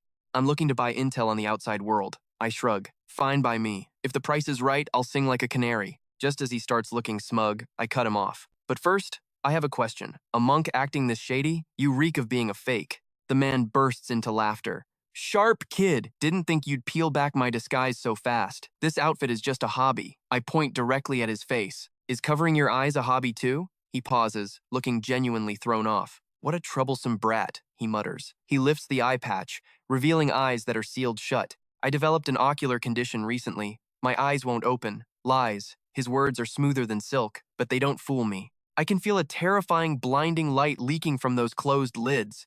This guy isn't simple. He's a dragon hiding his claws for a reason. It seems this shelter is harboring a wolf in sheep's clothing. I decide not to poke the bear and ask what he wants to know. Finally, it's his turn to grill me. He's been cooped up in this city for ages. He's desperate to know what kind of chaos is brewing beyond the walls. He noticed the soldiers swarming the ramparts. They are clearly prepping for a full-scale war. Is he certain the civilians haven't caught wind of this? But he heard the distant thunder of explosions. That sparked his curiosity. He wants the truth of the nightmare outside. I pause, weighing my options. This guy is sharper than a razor. Better to play the fool and hide my true strength. I let out a nervous laugh. Honestly, I have no clue what went down. I just heard a sky-shattering boom from the southwest. I was so scared I dropped my cards and used my shirt as a map. That catches him off guard. I see. He muses aloud. So you're hiding your power, too. Still, he tosses me the cash. Knowing the direction is enough. You've been a big help. He actually turns and heads straight toward that danger zone alone. What is his game? I don't know how many hidden masters like him are in this city, so I need to keep a low profile. Making a scene would only sabotage my mission. Plus, the fact that a shady character like me can walk in freely is suspicious. It proves there are god-tier fighters in charge here. Or they're facing an enemy so massive they've stopped caring about human stragglers. Time flies, and night falls over the city. I duck into a shop to upgrade my look. Thanks to that monk's donation, I snag a fresh trench coat. Not bad. Wearing this makes me feel like a main character in a noir film. I think that guy's name was Chen Zouyu? Whatever. Priority 1 is finding my parents. I look around and realize this city is massive, way bigger than I calculated. Looks like I have to do this the old-fashioned way. Hoping for a miracle, I tap a woman on the shoulder. Excuse me, miss, have you seen the couple in this photo? Her reaction freezes the blood in my veins. She looks horrified. She waves her hands like I'm a plague and sprints away. What the hell was that about? She acted like I just showed her a picture of a ghost. Suddenly, a rough voice barks from behind me, cursing up a storm. He grabs my attention instantly. A spiky-haired thug stomps toward me, looking annoyed. Hey, stop harassing women in the middle of the night. How pathetic. Before he can blink, I flash step right in front of him. My glare cuts through him. Watch your tone. Trash. As our eyes lock, cold sweat instantly pours down his face. He realizes he's not the predator here. He points at my photo. What era is this? Using photos to pick up girls? Pathetic. I shove the photo in his face. Have you seen these two? Answer me. The thug chokes on his words. Are you just hassling everyone you see? But his voice dies in his throat as his eyes widen in pure terror. How? How do you have their picture? He looks up, trembling. What is your relationship to these people? My heart leaps in my chest. Finally, a lead on my parents. I'm their son, I say quickly. Spiky hair squints, comparing me to the kid in the photo. You look nothing like him. He explodes in rage. He rolls up his sleeves, ready to throw hands. Are you mocking me, punk? At that exact moment, a military truck hauling monsters comes roaring down the street. The driver panics, slamming the brakes in desperation. But I don't even flinch. I don't care. Boom! The truck slams into me with the force of a wrecking ball, but I don't move a single millimeter. Spiky hair looks like he's seen a demon rise from the pit. Is he a ghost? I brush the dust off my shoulder casually. Sorry, I missed that. Could you repeat yourself? The man's arrogance evaporates instantly. He transforms into a docile puppy. He even pretends we're old pals. Oh, it's you. Long time no see. He points down the street. Just go that way, you'll find your home. I even held you when you were a baby, remember? I ignore his desperate lies and start walking. Thanks for the tip. Once I find my parents, I'll send you a reward. Spiky hair forces a smile and waves frantically. No need. No need to be so polite, sir. I do not need a reward, but he bolted like a coward. This smells like trouble. I need to rally the troops. My head is spinning. Even a low-bit thug knows where I live? Unbelievable. Actually, knowing my family, it makes perfect sense. The old man treats everyone like royalty. It is his fatal flaw. Mom is just as bad, killing the neighbors with kindness. In this dog-eat-dog world, saints get devoured. My fists tighten until they turn white. They are angels, but I am not. I have returned to be their shield. No one will ever dare touch them again. Not while I breathe. I freeze at the corner, taking it all in. That spiky-haired punk pointed me here. But where is everyone? It is a ghost town protected by a massive fortress wall. Is this really my parents' crib? It reeks of money. Just looking at the gate, I can tell they conquered this city. At least they haven't suffered. I pound on the door, grinning like an idiot. Then, a voice drifts out. A sound that stops my heart. 500 years. It has been 5 centuries since that sound graced my ears. It is Dad. He must be chatting with Mom. Did you finish work early, honey? He swings the door open for his wife, but finds a white-haired stranger instead. My face falls. Time has carved deep lines into the old man's face. He stares at me, utter confusion written in his eyes. Confusion turns to blazing fury. Who the hell are you? You dare interrupt me welcoming my wife. He studies me, but there is no spark of recognition. I cannot blame him. 5 centuries of war have transformed me, body and soul. I am reborn. Dad, it is me. It is Yukdu. The words hit him like a physical blow. Do you take me for a fool? My son does not have white hair. He drags me inside. The silence between us is heavy enough to crush bone. Mom glides in with tea, breaking the tension. Dad finally speaks, his voice dripping with suspicion. I cannot believe it. He looks nothing like our boy. We need proof. I let out a dry laugh. Oh? And what kind of trial do you have in mind, old man? He claims I am a stranger. He demands an exchange of secrets, the kind only a father and son would know. His eyes dart to the ceiling. The shadow unit is up there, ready to slit my throat if I slip up. Cute. He has no idea I can sense every breath they take. His killing intent is still sharp. Good. This intense security proves he has built an empire in my absence. Time for the ultimate truth bomb. I actually pity the assassin in the rafters. He is about to hear things that will cost him his life. Round 1. Fight. Every weekend, the great boss attends the Home Economics Mutual Aid Group for cooking classes. Dad flinches. How does he know? The shadow leader's jaw hits the floor. The legendary boss, in a pink apron? That was just a jab. Now for the knockout punch. And let us not forget, your weekly ballet lessons. The assassin above us wishes he was deaf. He knows his survival chances just dropped to 0. The image of the boss doing a pirouette is lethal. Dad shoots a glare at the ceiling that screams, visualize it, and you die. The shadow leader freezes. It feels like a blade of ice is pressed against his jugular. Terror floods his veins. The air in the room turns heavy and suffocating. But the old man is not convinced yet. Spies can learn secrets. That proves nothing. I roar with laughter. Fine. Shall we discuss the family heirlooms then? Dad's mask slips. If you know, then speak. Oh, I will. But do not say I did not warn you, old man. Are you sure you want your ninja up there to hear this? Cold sweat beads on Dad's forehead. He stammers, Jay, just say it. I turn and point to the legendary katana display. That ancient blade? It is a cheap replica. The shadow leader starts praying for a swift death. Panic flickers in Dad's eyes. Don't you dare mockery my collection. Where is your proof? I stride over and grab the weapon. Proof? Look at the handle. These are bite marks from when my brother chewed on it. The assassin's heart hammers against his ribs. He is a dead man walking. He has seen the Emperor's naked truth. The boss had spun a legend about those marks. He claimed he bit the sword while slaughtering 38 enemies with his hands tied. Schwing. I draw the blade. The assassin tenses, ready to strike me down while I am distracted. I slam the blade into my own palm. If I recall, this is the retractable toy version, right? The blade collapses harmlessly. Dad screams, "You little bastard!" Then he tackles me, not with a fist, but a hug. "We thought you were gone!" We looked everywhere. The god of war crumbles, sobbing like a lost child. These are not tears of weakness, but of pure relief. Their lost son has returned from the abyss. They never gave up on me. He conquered the underworld just to find a lead on me. He became a king to find a pauper. And now, that king is bawling his eyes out. What a mess. Hey, old man, can you tell the ninja on the ceiling to chill? The shadow leader freezes in shock. He has never seen the boss this vulnerable. This is the man who bathed in blood and walked through hellfire. He was a god of war. But the realization hits the assassin hard. In all the years of slaughter, the boss never shed a single tear, until now. If he ever told a soul about this scene, they'd call him crazy. Cold sweat drenched him like a rainstorm as reality warped around him. This wasn't just a room anymore. It was a death trap more terrifying than hell itself. He had to run. His only thought was survival to escape before they silenced him forever. But suddenly, crash! A hand smashed through the floorboards, locking onto his ankle like a steel vise. I looked down at the shadow unit leader, a predator's smile on my face. Leaving so soon? My old man wants a word with you. I gestured to the floor below. Do us the honor of coming down. Moments later, the four of us were seated at the dinner table. Dad, I started, have a chat with our guest. He's got the loosest lips in the entire shadow unit. Dad leaned forward, catching my drift instantly. You know the drill, don't you? Leak this info, I continued, picking up exactly where Dad left off, and you pay the price. We spoke the threat in perfect, terrifying unison. The leader looked like he was about to pass out from sheer terror. I swear on my life. Not a word, he stammered, trembling. Please, have mercy. Even a blind man could see the resemblance between us now. If we weren't father and son, nature was playing a cruel joke. Compared to the murderous aura radiating from Dad and me, Mom's voice descended like a heavenly choir. Are you two bullying our guest? Like father? Like son? Just have fun, boys. Stop threatening the poor man.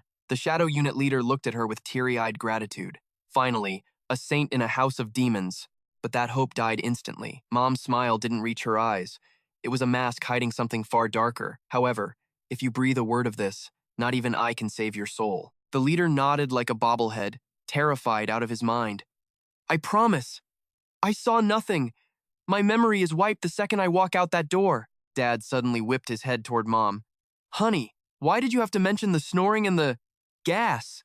You're airing out all my embarrassing secrets to the hostage. Watching this chaotic, warm family banter, a genuine smile touched my lips. This was the life I dreamed of for 500 years in the abyss. Finally, I was home. I'm back. My family breathes. And now, my only mission is to protect this peace. Suddenly, my senses spiked, movement outside fast and aggressive. Boom! The front door flew off its hinges. A guy with spiky hair stood there, looking like he owned the place, flanked by a squad of fierce-looking goons. Boss! Spiky hair yelled. That white-haired freak is coming! He's a monster! He wrecked a whole truck with his bare hands. But as he stepped in, his jaw hit the floor. He froze. He never expected to find the monster sitting casually at the dinner table with his parents. I glanced over my shoulder, locking eyes with him. White-haired freak? I asked calmly. You talking about me? The realization hit him like a freight train. He squinted, and the nightmare became reality. I was the exact guy from his memory. All color drained from his face. Boss. That's him, he whispered, terror choking his voice. That's the guy. When the truck hit him, the truck shattered. He tried to regain his composure, but his voice wavered. You might be strong, but we have the numbers. You can't take us all. Brave words for a guy whose legs were doing the cha-cha. Meanwhile, I sat there, completely unbothered, sipping my water like he didn't exist. Spiky kept screaming to hide his fear. What did you do to our boss? The Tiger Roar Guild won't let this slide. I reached out and gripped his trembling knees firmly. Easy there. Stop shaking your legs when you talk to your elders. I stood up slowly, and a wave of overwhelming aura exploded from my body, bringing him to his knees. I patted his shoulder with a heavy hand. You must be one of Dad's boys. I turned to the table. Pops, why don't you introduce your lackeys? Dad roared with laughter. Don't be so tense, idiot. This is my son, Choi Yuk Duno. Dad beamed with pride. He disappeared for 5 years, and finally came back. His level is... Dad froze. Silence filled the room. He realized he had no idea what my level actually was. Talk about a parenting fail. He had been so caught up in the reunion, he forgot to ask the basics. But with his subordinates watching, he couldn't admit he was clueless. He'd lose face. I decided to save him the embarrassment. I dropped the bombshell. I don't have what you guys call a system, so I have no clue what level I am. The goons behind spiky hair gasped. You survived the Fallen Zone for 5 years. Unawakened? Without a system? How are you even alive? Spiky looked like his brain had short-circuited. Speechless? I smirked. Without the system, you can't surpass level 10, right? I laughed, leaning in close to Spiky.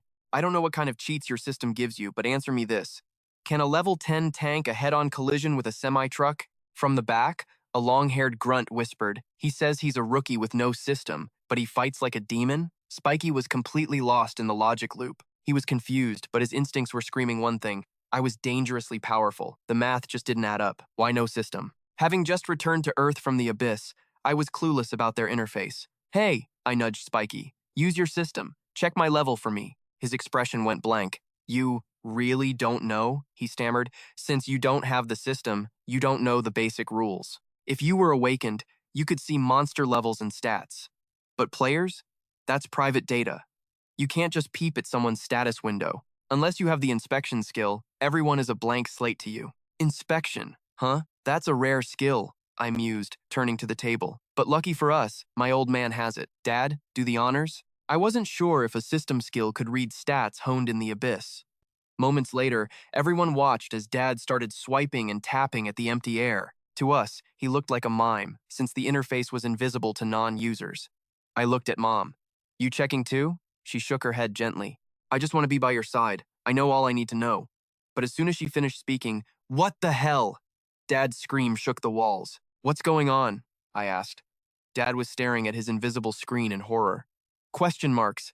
It's just endless question marks. I can't read a single thing. He looked completely baffled, refreshing the window over and over.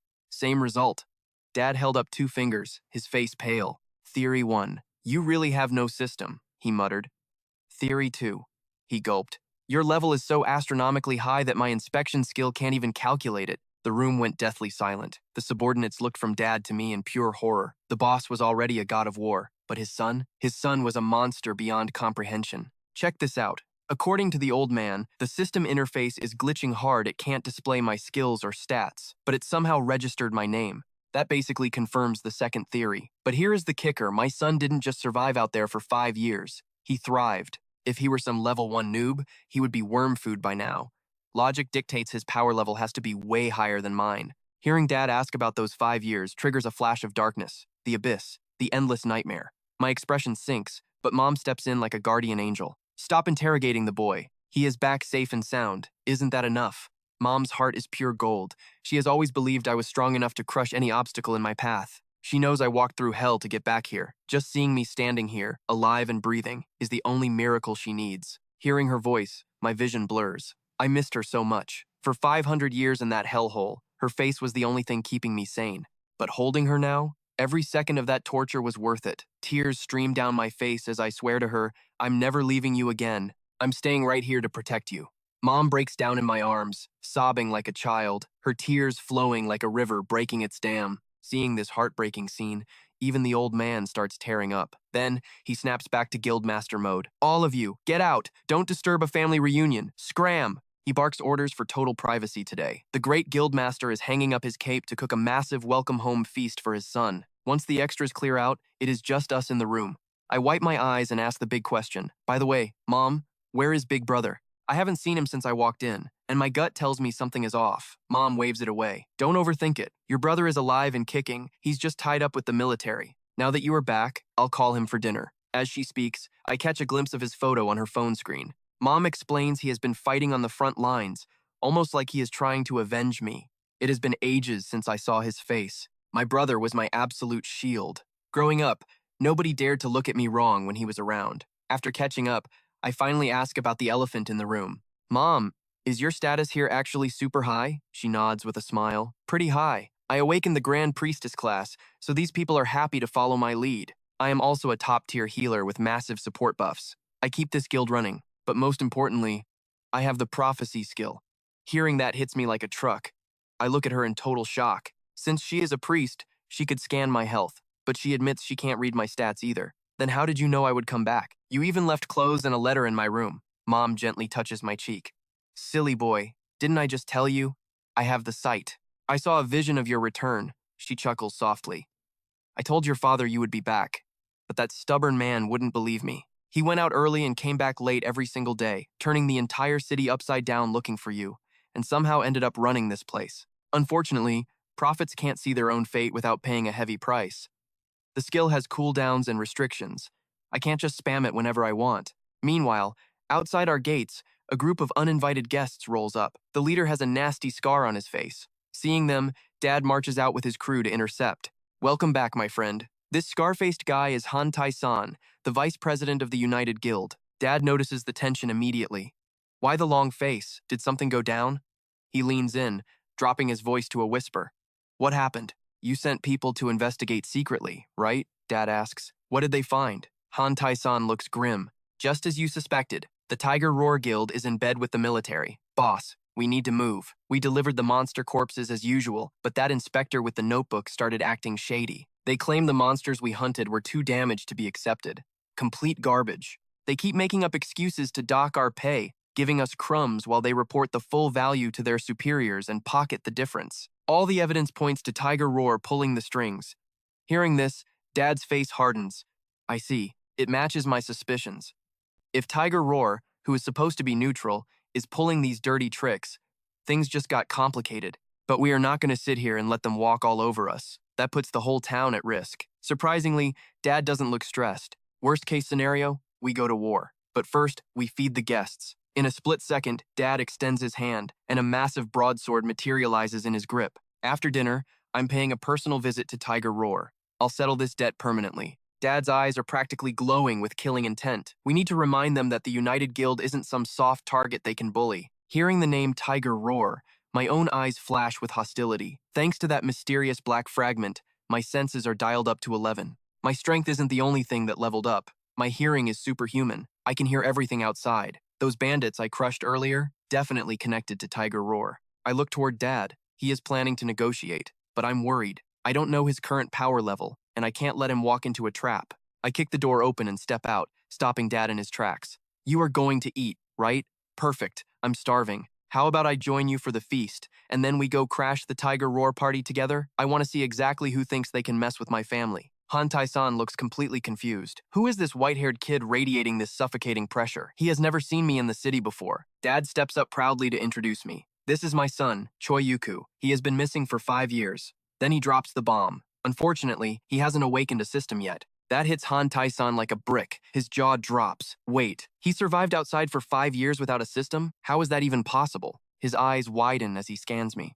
No system interface? To him, that means I'm just a civilian piece of trash. A regular human who wouldn't last 3 days in the Wasteland. Sure, if you have elite stats and survival instincts, you might breathe a little longer. But without combat arts, the second the swords come out, you're just dead weight waiting to be dropped. Hanai swallows his doubts and bursts into a loud laugh. That's actually great news. But since you just got back, ride the bench for this one. Get some rest. Dad backs him up, telling me to stick to Mom like glue. Mom giggles, saying I haven't even had the grand tour of the new crib yet. I can't help but scoff internally. They really think I'm just an NPC, though I guess that's exactly what I wanted.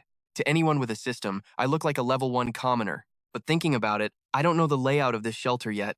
If the monsters here are the real deal, I need to keep my true power under wraps to keep the target off my parents' backs. So, I nod like a good son. All right then. The uncles should go back up, Dad. I'll stay put. The lackey behind me, though? He looks absolutely gutted. He's dying of frustration because he just lost his front row seat to my power show. He's probably cursing Hanai's big mouth to the deepest pit of hell right now. With that, Dad and his crew march toward the Tiger Roar Guild like a pack of wolves, hungry for justice. I watch their silhouettes fade. My gut twists with anxiety. I just got home. I can't let the old man walk into a death trap. But Mom smiles. Relax. Your father is a beast. Leaving you behind is for your own good. Just stay home, obviously. Honestly, my thoughts are starting to align with hers. We literally just reunited. Neither of us wants to see the other get hurt. She pats my head gently. Trust your mother. Your father is stronger than you think. She uses her prophecy skill every month to check his fate. She's already seen him alive next month, so the worry fades. I duck away from her hand. Mom, cut it out. I'm not a kid anymore. It's embarrassing when you pet me like a dog. But even with her foresight, Tiger Roar is in bed with the military. Dad is walking into a political minefield that's only going to get more explosive. I turn to her, eyes serious. What's the situation here? Why is Tiger Roar trying to eat us alive? Mom spills the tea. After Judgment Day, an Awakened set up a hunter guild that ran this shelter alongside the army. Then Dad founded the United Guild and worked with the military in Shelter 6, all just to find me. The United Guild got so swole because everyone was moved by Dad's vow to reunite lost families. United keeps the peace, scavenges the wilds, and hunts monsters. Meanwhile, the army handles base ops and tower raids. Dad is too kind for his own good. He refuses to send his boys into the dimensional rifts. That's how they kept the peace for 4 years. They played defense, avoiding unnecessary risks while slowly building up their army. But a few months ago, the Tiger Roar Guild from Shelter 4 muscled in to set up a branch. Since then, it's been total war between Dad's side and theirs. Whether it's a massive brawl or a petty squabble, the conflict never sleeps. It doesn't add up. If the shelter is tied to the military, why aren't the soldiers playing referee? Why let the guilds tear each other apart? Simple. The enemies are leveling up too fast, and the army can't hold the line anymore. Tiger Roar was built to conquer towers, and their power is so overwhelming the army has to rely on them. Intel on tower raids is worth more than gold, so the army turns a blind eye to their behavior. And here's the kicker. Tiger Roar has an awakened, chosen by the god of the tower. They call him a slayer. He's the chosen one, the true ace of Tiger Roar with power that defies logic.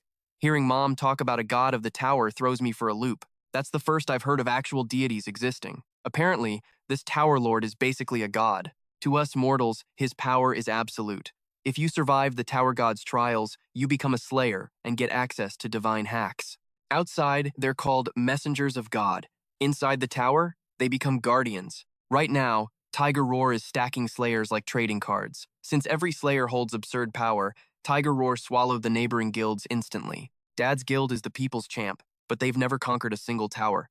We're the only guild in the alliance fighting without a divine cheat code. The situation is way heavier than I thought, but one thing bugs me. If the people love the United Guild so much, why do they act like a criminal syndicate? Mom laughs. Oh, that's just their vibe. Suddenly, it clicks. Mom actually has a thing for that gangster aesthetic, and the guild Dad built is just mirroring her style. She tells me to chill out. Who cares as long as everyone's happy? She pushes me toward the bathroom. Go shower. Wash off the Wasteland dust. We can talk tomorrow. If you need someone to scrub your back, just holler. Purely horrifying thought. No way am I letting that happen. After Mom leaves, silence fills the room, but my mind is a storm. I flare my perception skill to track her. A wave of abyssal power explodes from my core. Mom has officially left the building. I agreed to stay put because I thought it was a minor scuffle. But this is war. I need to get to Dad's side, now. I can't just sit here rotting. Window, open.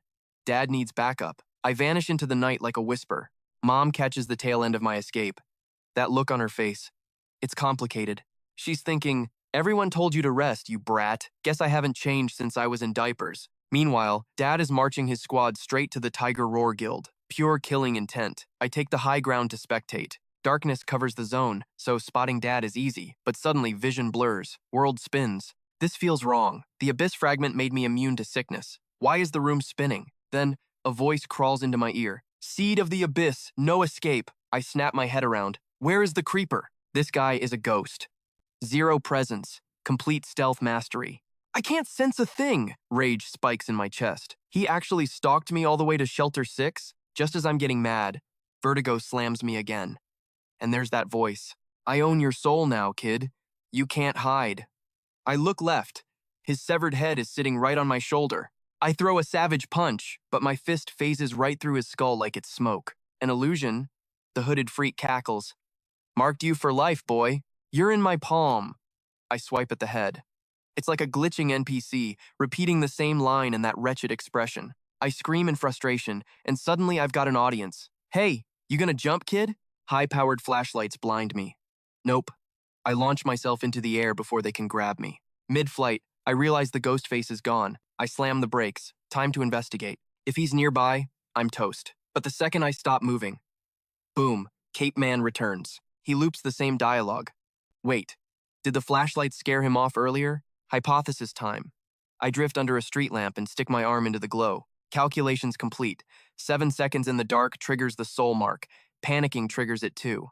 Annoying, I shove my hand into the shadows, counting down. 7 seconds. Right on cue, floating head appears. I mimic his stupid face. Your soul is mine. Blah blah. You can't escape! A passerby hears me arguing with thin air. Teenagers these days, he mutters. Great, I look like a lunatic. Only I can see him. Under the light, static screams in my brain. The mark fades in the light. That jerk must have tagged me ages ago. Home was full of sunlight and lamps. That's why I didn't notice. Mystery solved. Still, this is bad. Is the floating head a GPS tracker? He knows exactly where I am. He could ambush me any time. I need eyes in the back of my head. Priority 1, find Dad. Priority 2, ignore this irritant floating around me. Light is the cure. As long as I stay lit, the face stays gone. If Mom's right and the army ditched the United Guild, Dad is walking into a death trap. The shelter is crawling with monsters. The military alliance won't just let Tiger Roar slide. Are they trying to wipe us out? Fine. I'll slaughter every last one of them to protect my parents. My face hardens. I miss the days when we were just a boring, safe family. Target acquired. Dad's crew is parked right in front of the Tiger Roar HQ. I don't engage yet. I cling to a pillar, watching. How's the old man gonna handle this? Violence is the last resort. That's what Dad always preached. I was too young to get it back then. But tonight, will he actually throw down? If he fights, I join. Wait, the crowd is rippling. Negotiation time? I check the front lines. 2 guild members are grinning like maniacs. They want blood. Then Dad moves. He grips his sword. The pressure he's releasing is suffocating. Legend says he once carved a 20-meter scar into a rival. His eyes are screaming murder. Park Tai-jun!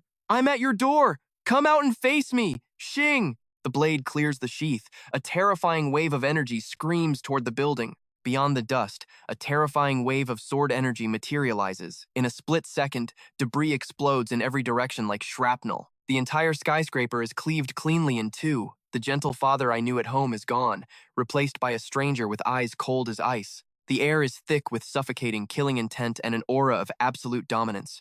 Han Tyson watches stoically, while the lackeys behind him are trembling with pure excitement. My jaw hits the floor. Every wild story Mom told me about him, they were all true. The old man is a monster. Guess I wasted my time worrying about him.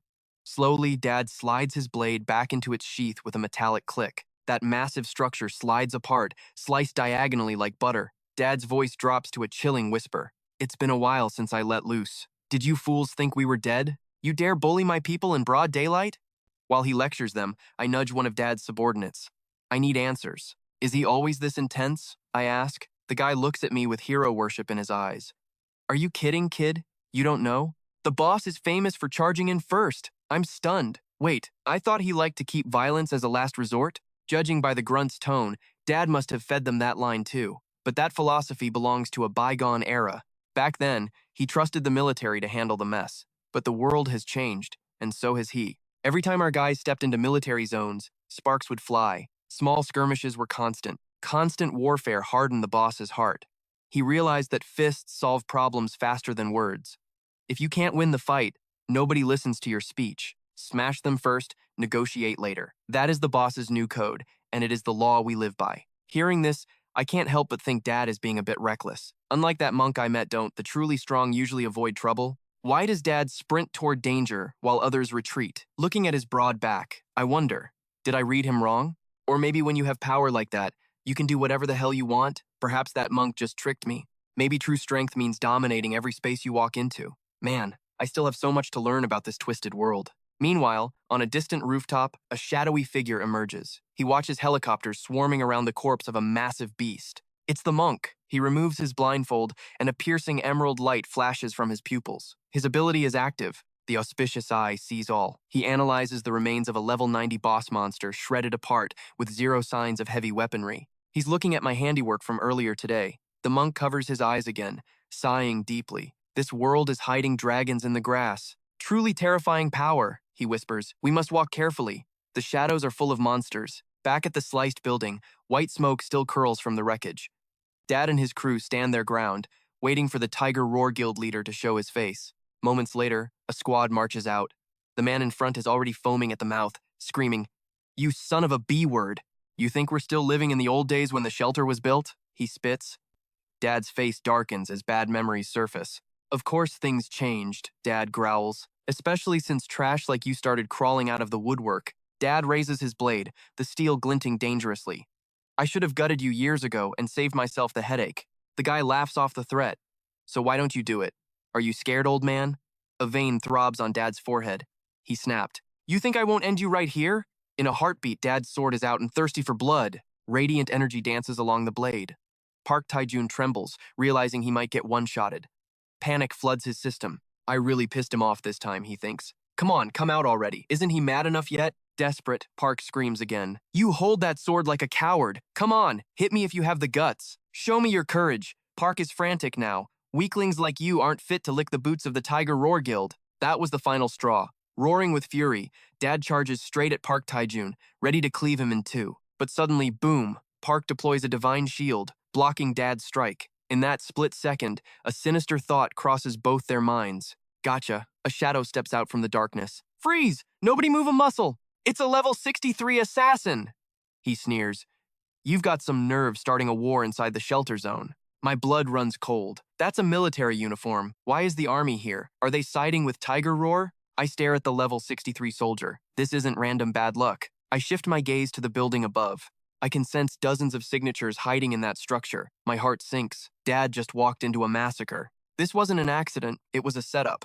They baited Dad, and like a fool, he marched right into their trap. The fight halts, but the tension is thick enough to cut with a knife. It's a total deadlock. Dad knows he's been played, but even he didn't expect the military to stab the United Guild in the back and sleep with the Tigers. That assassin's smirk is glued to his face. According to Article 15 of the Shelter Security Act, authorized duels are strictly prohibited. Violators are looking at 15 days in the slammer, or worse. If the charges stick, it's a one-way ticket to the execution grounds. Are you gonna play nice? Now Dad sees the whole board. It's a classic trap. Provoke him, wait for him to strike back, and then crush him with the law. This isn't just an arrest. It's a high-level conspiracy executed right out in the open. Shameless and bold. When Dad sees the assassin's poker face, he's thrown off. The guy isn't even sweating. Does he really think his corruption makes him untouchable? Unbelievable. He's framing him in broad daylight. Dad knows the score. Once those prison doors slam shut, they'll throw away the key, or he'll suffer a tragic little accident, which means getting captured is absolutely not an option. If he goes down, the Tiger Roar Guild will swoop in like vultures to devour his territory, his assets, and even his wife and son will be in the crosshairs. But why is the military moving heaven and earth to shift the balance? If there's a civil war brewing within the army, then this rabbit hole goes terrifyingly deep. Dad might not know the full plot, but he knows the game. Admit nothing, deny everything. He looks the assassin dead in the eye and bursts out laughing. You must be hallucinating, pal. There's no bad blood between us. We're basically strangers. As a loyal supporter of the United Guild, I don't confess without receipts. Officer, you're with me, right? But the officer just cackles. You want proof? Oh, I've got proof. Look up there. See that slash on the wall? That's your signature, buddy. You carved that yourself just now. That is the smoking gun. Dad plays the fool like a pro. You've got to be kidding me, officer. That scratch? That's your evidence? He argues with the desperate energy of an innocent man. I was just testing the structural integrity. Safety first. If this building is a hazard, I need to call my contractor buddy to patch it up, stat. But the officer steps into his personal space, ice in his veins, and drops the hammer. You still don't get it, do you? You don't call the shots here, I do. If I say it's evidence, then it's evidence. You started a war in this shelter, and you're going down for it. Don't like it? Sue me. Suddenly, the shadows come alive. Over 100 hunters emerge, weapons locked and loaded, aiming right at their heads. The assassin grins like a wolf who just trapped a rabbit. Checkmate. You lost the moment you walked through that door. Surrender now, or I give the order to turn you into Swiss cheese. Dad feels the chill of death, not for himself, but his men can't survive a bullet storm like this. Behind him, the panic is palpable. His squad realizes they've walked into a kill box. You dirty rats! Ambushing us like cowards? The boys scream at Dad. Don't give in, boss. We'd rather die fighting than live on our knees. We fight till the bitter end. Dad's face is grim. He's caught between a rock and a massacre, facing the hardest choice of his life. The military pulled the strings, and his guild is ready to cut them. But Dad raises a hand. Stay calm. We're in their sights, but they're in ours too. They won't pull the trigger. The level 63 assassin sneers. You willing to bet your brother's lives on that hunch? I'll take that bet. But the question is, can you afford the payout? Steel sings as Dad's blade flashes from its scabbard in a blur of motion. He can't hold back the rage anymore, but facing a level 63 monster, even Dad feels the suffocating pressure of that aura. He needs leverage. His eyes lock onto Park Tae-jun. If he grabs him, the tables turn instantly. Dad moves, his sword slicing through the air. The assassin and Park Tae-jun sense the killing intent. He's making his move. Park activates his sword shield skill in a heartbeat. He refuses to be the weak link. An agent's defense is like a supercomputer, analyzing every vector of the incoming strike before it lands. He's confident. At this distance, he can tank Dad's attack without breaking a sweat. What Park deploys is a specialized barrier, absolute defense against blade arts. It's a hard counter to any swordsman. That shield punches way above its weight class. He's tested it against a full-force blow from a level 69 warrior before. He is battle-tested. So he figures Dad, a mere level 65 warrior, is nothing but a nuisance. He can already see the metal shattering against his barrier. Park Tae-jun roars, "Come on then, try to crack this if you can." Meanwhile, the military tightens the noose. Choi Jin-han, submit now, or rot in a cell with your entire crew. Choi Jin-han's expression is dark as the abyss. It's Judgment Day. Behind him, Han Tae-san begs, "Boss, never surrender. Even if we bleed out right here, we die free." But Choi Jin-han is torn. He can't drag his brothers into the grave with him. His hand hovers over the hilt, trembling for a split second. Then, A heavy silence falls over his soul. He's made his choice. He extends the sword, handle first. Surrender. Han Tae-san looks like the sky just fell, the boss. Giving up? The military goons smirk, dripping with arrogance. Finally use that brain of yours. Smart move. The guild members tremble with rage. Watching these corrupt dogs mock their leader so blatantly, it makes their blood boil. But they don't know the truth. Han Tae-san is coiled like a spring. He and Choi Jin-han have a signal. Sword up means hold, but dropping the sword? That means war. In a split second, Han Tae-san erupts with a terrifying, murderous aura. Mana surges through his veins like a tsunami. The enemy, blinded by their victory lap, never sees the trap coming. One surprise attack to end it all. As Dad's sword clatters against the floor, the real battle begins. Park Tae-jun froze in his tracks. Reality betrayed his eyes. Where on earth did Choi Jin-han's blade vanish to? But there was no time to ponder the impossible. A murderous aura rushed straight at him. Instinct took over, and fear drove him to pour every ounce of mana into his absolute defense. The barrier shimmered into existence, settling his trembling heart. This was the sword-blocking Aegis, an impenetrable wall against any blade, no matter how sharp. But Choi Jin-han only smirked. The ghost sword materialized in his grip once more. So confident in that turtle shell of yours? Let's see how long it lasts against this. Park Tae-jun scoffed at the provocation. Even a level 69 Awakener couldn't scratch this barrier. What could mere brute force achieve here? However, he forgot one crucial variable. Behind the Vanguard, Han Tae-san finally unleashed the catastrophic magic he had been suppressing. Gravity reversed at his command. Rubble and stone levitated, answering his call. The debris swirled, encasing the blade's edge in a heavy layer of jagged rock. They had seen through the defense instantly. That barrier only repelled sharp steel. It was completely useless against blunt trauma. Choi Jin-han didn't hesitate. He swung his weapon not as a sword, but as a warhammer. The impact shattered Park Tae-jun's shield into dust. Boom! The shockwave bypassed the magic, rattling his very soul. His insides churned from the force. A fatal miscalculation. This wasn't a slash. It was a crushing blow. Against pure physics, the anti-sword magic crumbled. But Dad wasn't done yet. A storm of follow-up strikes rained down, aiming for the kill. Suddenly, a manic cackle cut through the chaos. I see right through your plan! The soldier spun, launching a venomous dagger straight at Dad. I can reach. But did you really think Han was going to let that slide? With a single clench of his fist, he plays defense from downtown. A jagged web of stone explodes from the earth, snapping the trap shut before the assassin can strike. Now, the killer is feeling a little sweating under the collar. The floating rocks lock him down tight. Meanwhile, Park Tae-jun is losing his absolute mind. He looks at Choi Jin-han and sees a man who has gone completely off the deep end. Panic sets in, and he screams for his goons to open fire. Light him up! No mercy! The soldiers smash their triggers down. A storm of lead pours from the barrels. But Han Tae-san? He's cool as ice. He brings two fingers together and points them straight to the heavens. You think you can touch the boss while I'm breathing? Boom! A massive stone wall rises up, blocking the escape route and eating those bullets for breakfast. Han just turned the battlefield into a cage match. He carved out a perfect one-on-one opportunity for Choi Jin-han to secure the kill. Choi's heart is pounding like a war drum. If he can just grab Park and use him as a shield, he can get the brothers out of this mess alive. But just as his hand is about to crush Park's neck, the villain vanishes. He dissolves like smoke in the wind, leaving Choi grabbing nothing but thin air. Choi freezes, his brain struggling to process the glitch in reality. He's never seen a skill this twisted before. The officer lets out a creepy, sinister cackle. That stone cage was your mistake. It cast a shadow, and when the shield broke, I marked him with magic. The conditions were met. He just unlocked the ultimate assassin move, the Shadow Trace. For the anime fans out there, just think of it as the Yellow Flash's flying thunder god technique. Now that you lost your leverage, are you gonna beg? The officer smirks like he owns the place and waves his hand. Get him! Take Choi Jin-han down! This plot twist hit Choi out of nowhere, and honestly, this defeat smells like total ruin for our hero. But look at Han Tae-san. His face is twisted in pure nightmare fuel. He's staring at something with eyes full of shock, unable to believe who just walked in. It's not just Han. Even the soldiers are shaking in their boots. The assassin is the only one confused by the sudden change in atmosphere. What's the big deal? Why is everyone frozen? And that is when I finally speak up. You just said you were making a move. Against who? Exactly. Against my father? My voice drips with enough killing intent to freeze hell over. The assassin's heart skips a beat. How did someone get this close without making a sound? It's impossible. Is this another high-level killer? He glances at me, and even though we are strangers, his instincts scream one thing. Enemy. He decides to strike first. I have no choice but to use that technique. His hand creeps toward a potion on his waist.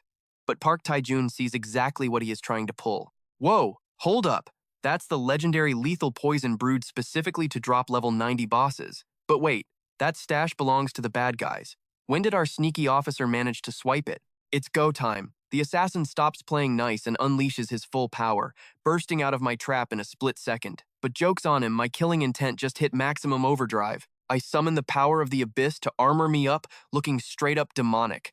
The assassin is zooming around like a glitch in the Matrix, crazy fast. In a flash, he spins and flings 3 daggers right at my vitals. Total cheap shot. Pop sees the play and completely loses his cool, screaming in panic. Yok-do, get the hell out of there. Park Tae-jun is mentally cursing that officer to the Shadow Realm right about now. This idiot is about to team kill us all. Nobody present can tank that corrosion, not even him. The toxic fog starts rolling out like a tidal wave. Snap. 4 or 5 soldiers get deleted instantly. Park Tae-jun hates the chaos. But hey, silver lining, at least the Shelter 6 losers are getting wrecked too. He realizes he needs to yeet himself out of this toxic wasteland before his health bar hits 0. But surprise!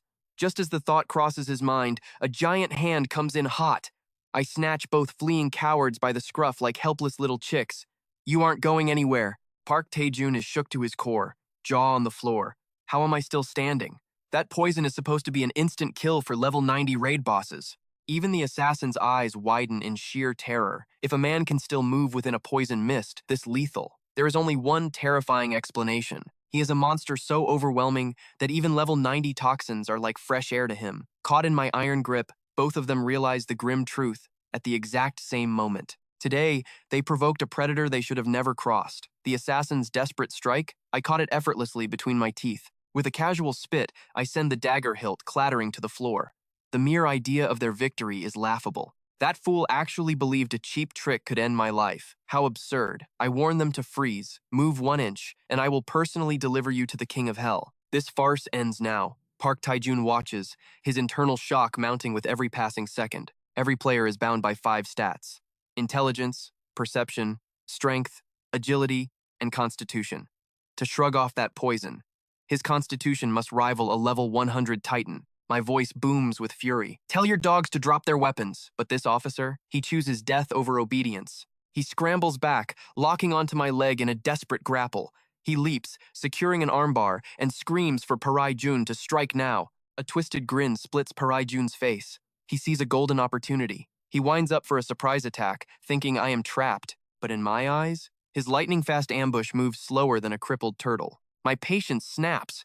With a roar, I send them flying. 2 blurs rocket past Dad and smash into the wall with a bone-shattering boom. Dust billows from the impact crater. That single blow left them on the brink of consciousness. Dad's jaw hits the floor. His son just instantly dismantled 2 high-level experts. But suddenly, the assassin's body begins to fade.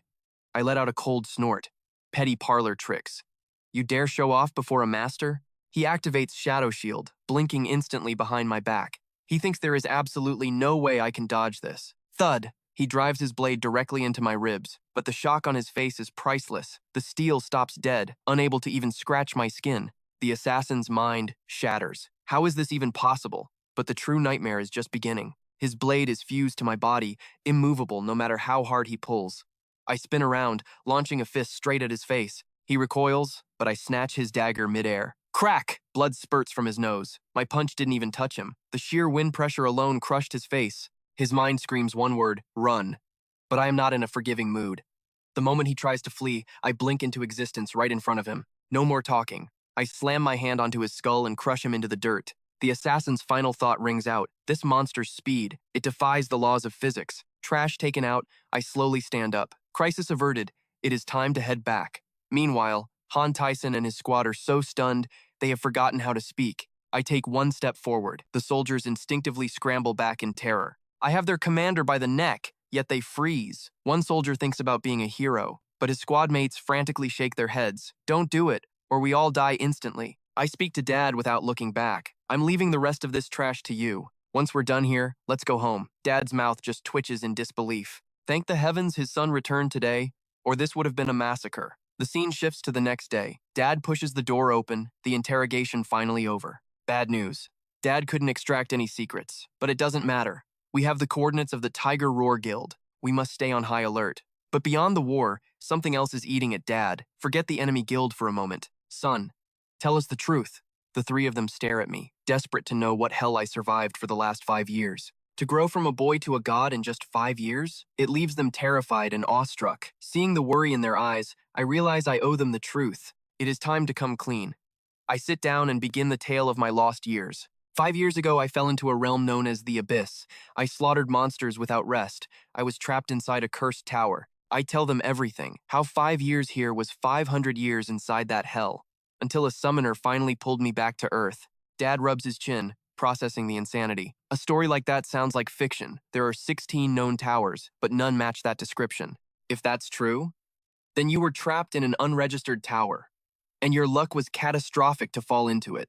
Han Tai-san pipes up. If that tower is near Shelter 6, we need to prioritize clearing it immediately. Dad lets out a long, heavy sigh. Son, I'm just relieved you came back alive. Leave the guild matters to me. His dramatic tone makes Han Tai-san burst out laughing. Relieved? Your son came back 1,000,000 times stronger than everyone else. That's not relief. That's hitting the jackpot. If I were you, I'd wake up laughing every day. Mom gently touches my hand, her eyes filled with pain. Whatever you endured, it's in the past. All that matters is your home. Watching us, Dad makes a silent vow. He will never let this family be torn apart again. He will burn the world down to protect this home. In that quiet moment, I notice something heartbreaking. Mom's hands are covered in old scars. I look at Dad's hands. They are the same. Both of them bear the rough, calloused marks of a lifelong battle for survival. I swore a silent oath in the depths of my heart that I would never abandon them again.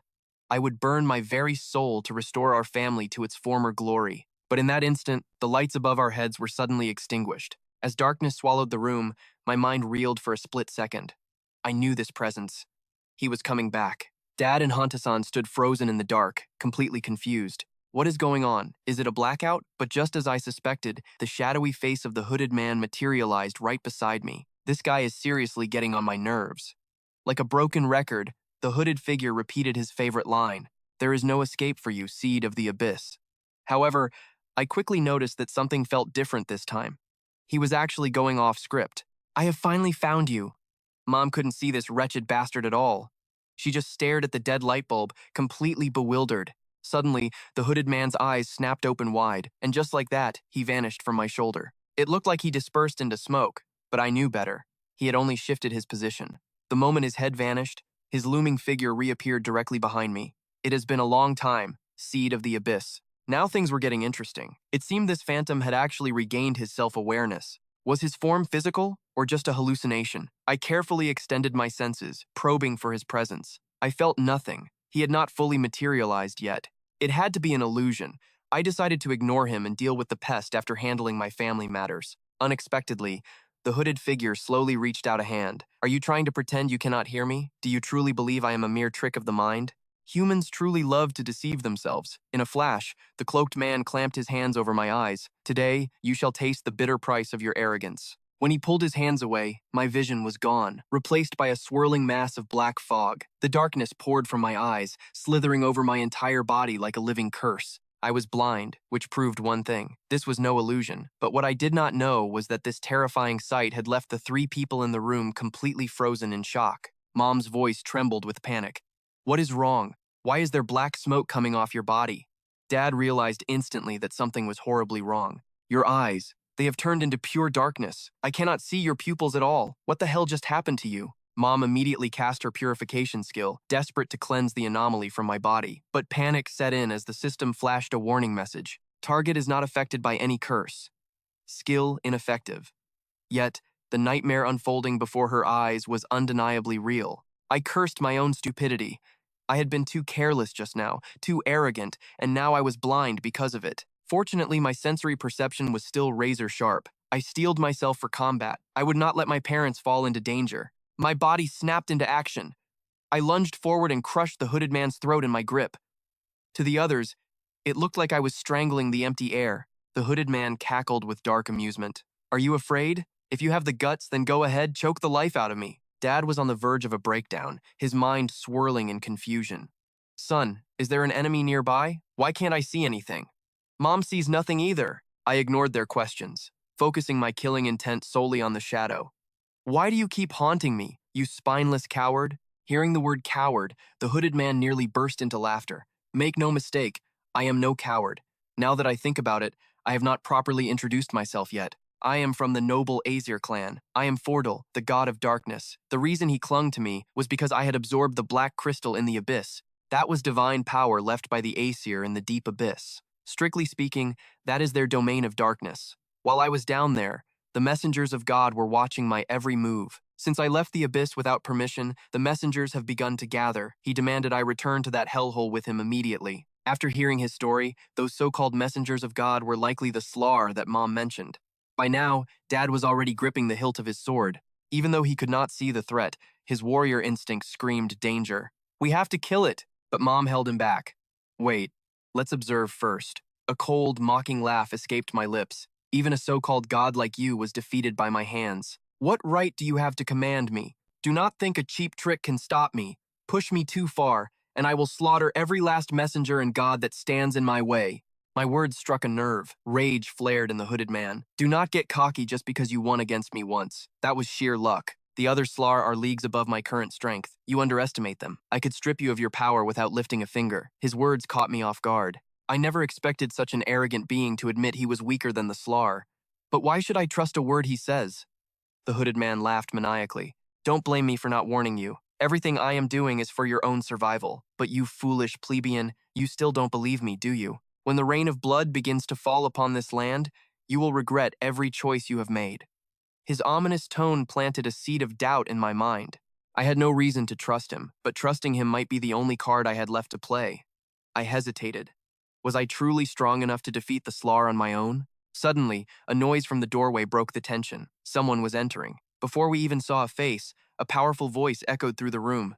A deep, ancient incantation resonated within the walls, accompanied by a blinding explosion of golden light. Terrifying power erupted from the door. The holy light scorched the hooded figure, making him scream in agony. At the same time, the black fog blinding me began to dissolve. The hooded man froze, locked in place by an overwhelming force of containment. No matter what dark arts he tried, he could not break the seal. The newcomer spoke slowly. What he said just now is the truth. I believe him. Seeing the arrival, my father's face lit up with relief. Shu-san, is that you? How did you get here?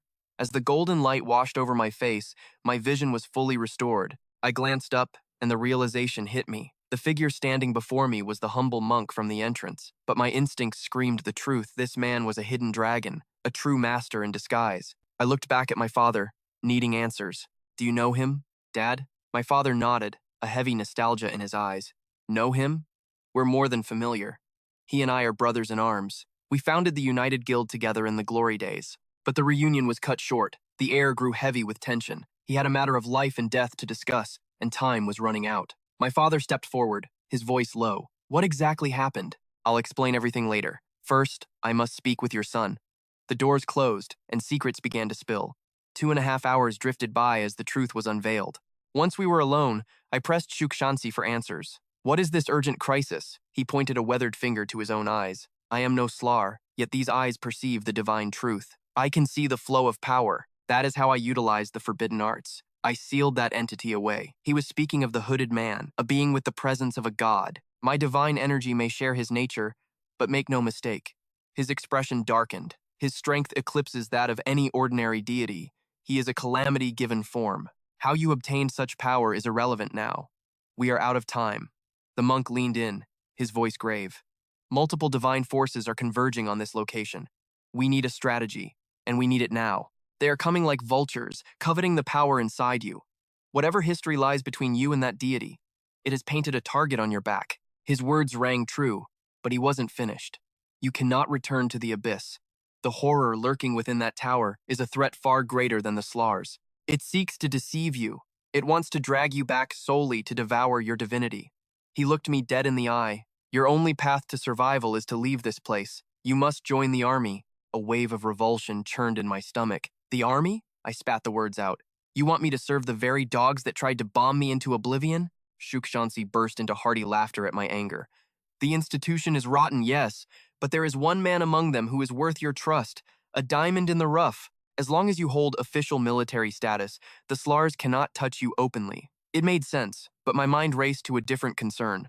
If I leave, who protects my family? He offered a reassuring, confident smile. Rest easy. The Slars follow an ancient, unwritten rule. They do not slaughter ordinary civilians without cause. That convention is the only reason the alliance still stands. Suddenly, Shukshansi unleashed his true pressure. The air vibrated with power. Countless motes of light erupted from his body, swirling like a personal galaxy. And more importantly, with me standing guard, they would not dare act recklessly. The power of the Litan rivals the Slars themselves. Unless they have a death wish, they won't touch your parents or anyone else in this sanctuary. Meanwhile, shadows gathered in the Tiger Roar Guild's war room. The atmosphere was thick with disdain and boredom. What a pointless mission, one of them scoffed. To think they summoned the four of us. For a nobody who hasn't even awakened a system. It's insulting. Intel says the white-haired brat is Choi Jin-han's lost son. He probably stumbled into a tower and survived by sheer dumb luck. Fei Long could crush trash like that alone. Why drag us all here? Fei Long slammed his fist down, his ego bruised. And why am I the garbage man assigned to take out this trash? Why don't you handle it yourself? Just as the killing intent flared between them, a heavy hand landed on Fei Long's shoulder. The blue-haired woman shook her head, a silent command to shut up and obey. This was Athena, a high-ranking member of the Slar. The man at the head of the table finally spoke, his voice dropping the temperature in the room. I will also participate in this hunt. Shock rippled through the elite squad. The boss himself is moving? This is a direct order from Zeus. The boy, Yukdu, must be erased. He paused. Furthermore, Tower 16 near Shelter 6 is activating. This is the advantage of controlling a tower. The stubborn alliance rejected Tiger Roar's offer, clinging to their own foolish plans. Therefore, the objective has expanded. His eyes narrowed. Eliminate Yukdu and slaughter his parents who formed the alliance. Boundless, murderous intent flooded the room, choking the air. No one refuses Zeus. We will resolve this perfectly. Do I make myself clear? This was Licht, Guild Master of Tiger Roar, level 118, the inheritor of Zeus's divine lightning. But on the other side, preparations were complete. The monk gave me my marching orders. Go to Commander Park Sujin. She is an old friend and will shield you. I could go to her with confidence. And one final warning. If battle breaks out, watch for the Curse Master. Once that curse formation activates, not even I can interfere. My mother smiled, trying to hide her worry. The Alliance is watching. Go with a light heart. Your father and I are stronger than we look. Nothing will happen. I nodded, pretending to understand. But a cold knot of dread tightened in my chest. I had just reunited with them. And now, I had to leave. 15 minutes later, Shukshansi sat in meditation at the gate, waiting for the inevitable storm. The next second, the wind died. The leaves in the courtyard shivered, though the air was still. A chilling omen rattled the silence. The calm before the massacre was breaking. Shukshansi's eyes snapped open. Something was wrong. Very wrong. A suffocating pressure descended from the sky. Pure, unadulterated killing intent washed over the courtyard like a tidal wave. They were here. Pitch-black divine energy blasted through the gates. Through the smoke and debris, four silhouettes stood like reapers. Monsters. Every single one of them. The Slars had arrived. The attack was ferocious, yet the monk remained completely unmoved. One hand pressed to the earth. Golden Bell Barrier! The black fog crashed against his shield and scattered, unable to pierce his absolute defense. Behind him, my parents and Hante-san watched in awe. The sheer density of the aura was suffocating. The four Slars stepped into the light, their eyes burning with bloodlust. Even Shukshansi felt a bead of sweat trickle down. He never expected Tiger Roar to be this insane. They deployed all four Slars, but the nightmare wasn't over. Behind them, a fifth figure emerged from the shadows. The Slars bowed instantly. Their reverence spoke volumes. The true monster had entered the stage. The figure stepping from the shadows was none other than Licht, the supreme overlord of Tiger Roar and the world's strongest hunter. Shukan froze. His instincts screamed that a predator had entered the den. Even Licht had descended personally? This heralded a catastrophe of epic proportions. Without a word, the tyrant signaled Baiji to commence the slaughter. In a heartbeat, Baiji swept his arm, unleashing a torrent of obsidian energy that swallowed the light. The onlookers gasped as the black fog twisted into ghastly demonic visages, surging straight for Dad. Dad's danger senses flared violently. That spectral force wasn't just an attack. It had instantly pinpointed the exact location of every Alliance member hiding in the shadows. Not even the stealth units were spared from its gaze. Their perfect concealment had been rendered useless. With no escape route left, Dad desperately activated his eye of detection to assess the threat. The results shattered his composure. It was impossible. Every single enemy standing before them had transcended the legendary level 100 threshold. Our forces were merely level 60 to 75. It was like pitting ants against dragons. This wasn't a battle. It was a massacre waiting to happen. One wrong move, and blood would flow like rivers. Shukan tried to buy time, his voice steady despite the tension. You're far from home. To what do we owe this unexpected visit? Bai simply turned, seeking his master's command. According to the spectral scan, our target is missing, Licht observed coldly, stepping forward. Drop the act, tell me where he is. But Shukan maintained his poker face, feigning complete ignorance. I'm afraid you've lost me, Shukan replied with a shrug. You barge in demanding answers about a mystery man? I haven't the faintest clue who you're hunting. This insolence pushed Fei Long past his breaking point, his face twisted into a sneer. You lying, bald fraud! Spit it out now, or I'll turn this entire place into a graveyard! Watch your tongue, Shukan snapped, his benevolent mask finally cracking under Fei Long's disrespect. It seems your parents failed to teach you basic manners. Let me school you properly then, Fei Long roared. I've always hated you self-righteous monks looking down on us from your high horses. Come and try it, Fei Long charged. But in the background, Mom had finished her preparations. The gentle warmth vanished from her eyes, replaced by a cold, merciless resolve. Her gaze burned with pure killing intent. As she triggered the barrier, a noxious cloud of greenish-black smoke exploded outward, engulfing every enemy in the vicinity. It was her signature hex, a debilitating curse designed to rot opponents from the inside. Yet, the enemies didn't flinch. Instead, they glanced at their system windows with mild amusement. Fei Long, losing all patience, decided to crush the monk personally. Enough tricks, die. Using curses? How pathetic. In a blur of speed, Fei Long appeared right in front of the monk, a savage, arrogant grin plastered across his face. Even debuffed by trash like you, I can still wipe out your entire guild. But just as his fist descended, the tides of battle shifted violently. Thud! Shukan's palm snapped open, catching the lethal punch with ease. Fei Long's eyes bulged in shock. The monk simply smiled, his aura flaring. You clearly underestimate us, Shukan scoffed. Allow me to demonstrate our true strength. Fei Long froze in horror as his status screen flashed. His level had plummeted from 100 down to 70. Shukan let out a chilling laugh. What's the matter? Surely losing 30 levels isn't enough to scare the great Fei Long? Before Fei Long could react, Shukan's palm slammed into his collarbone with crushing force. Crack! The villain was launched backward like a ragdoll, helpless to defend himself. It wasn't just him. Panic spread as every member of the Tiger Roar Guild realized their power had been stripped away by 30 levels. The curse had taken hold. Inside the curse zone, enemies suffered a penalty equal to 50% of the caster's level. Now, Shukan taunted, let's see how tough you are when the playing field is leveled. Yet, Lick didn't tremble. Instead, a low, distorted chuckle escaped his lips. His expression twisted into one of supreme arrogance, unfazed by the debuff. Finally, things are getting interesting, he murmured, pointing to the woman behind him. Athena, you're up. Show them despair. Obeying the command, Athena raised her hand, weaving currents of raw magical power into a volatile sphere. The real war had just begun. Lick's eyes gleamed. He was betting everything that this chaos would lure Yuk out of hiding. Suddenly, a wave of energy swept over the battlefield, warping space around Dad and Shukan. When their vision cleared, the guild hall was gone. They stood in a desolate dimension, a duel arena specifically constructed by Athena's magic. Space manipulation?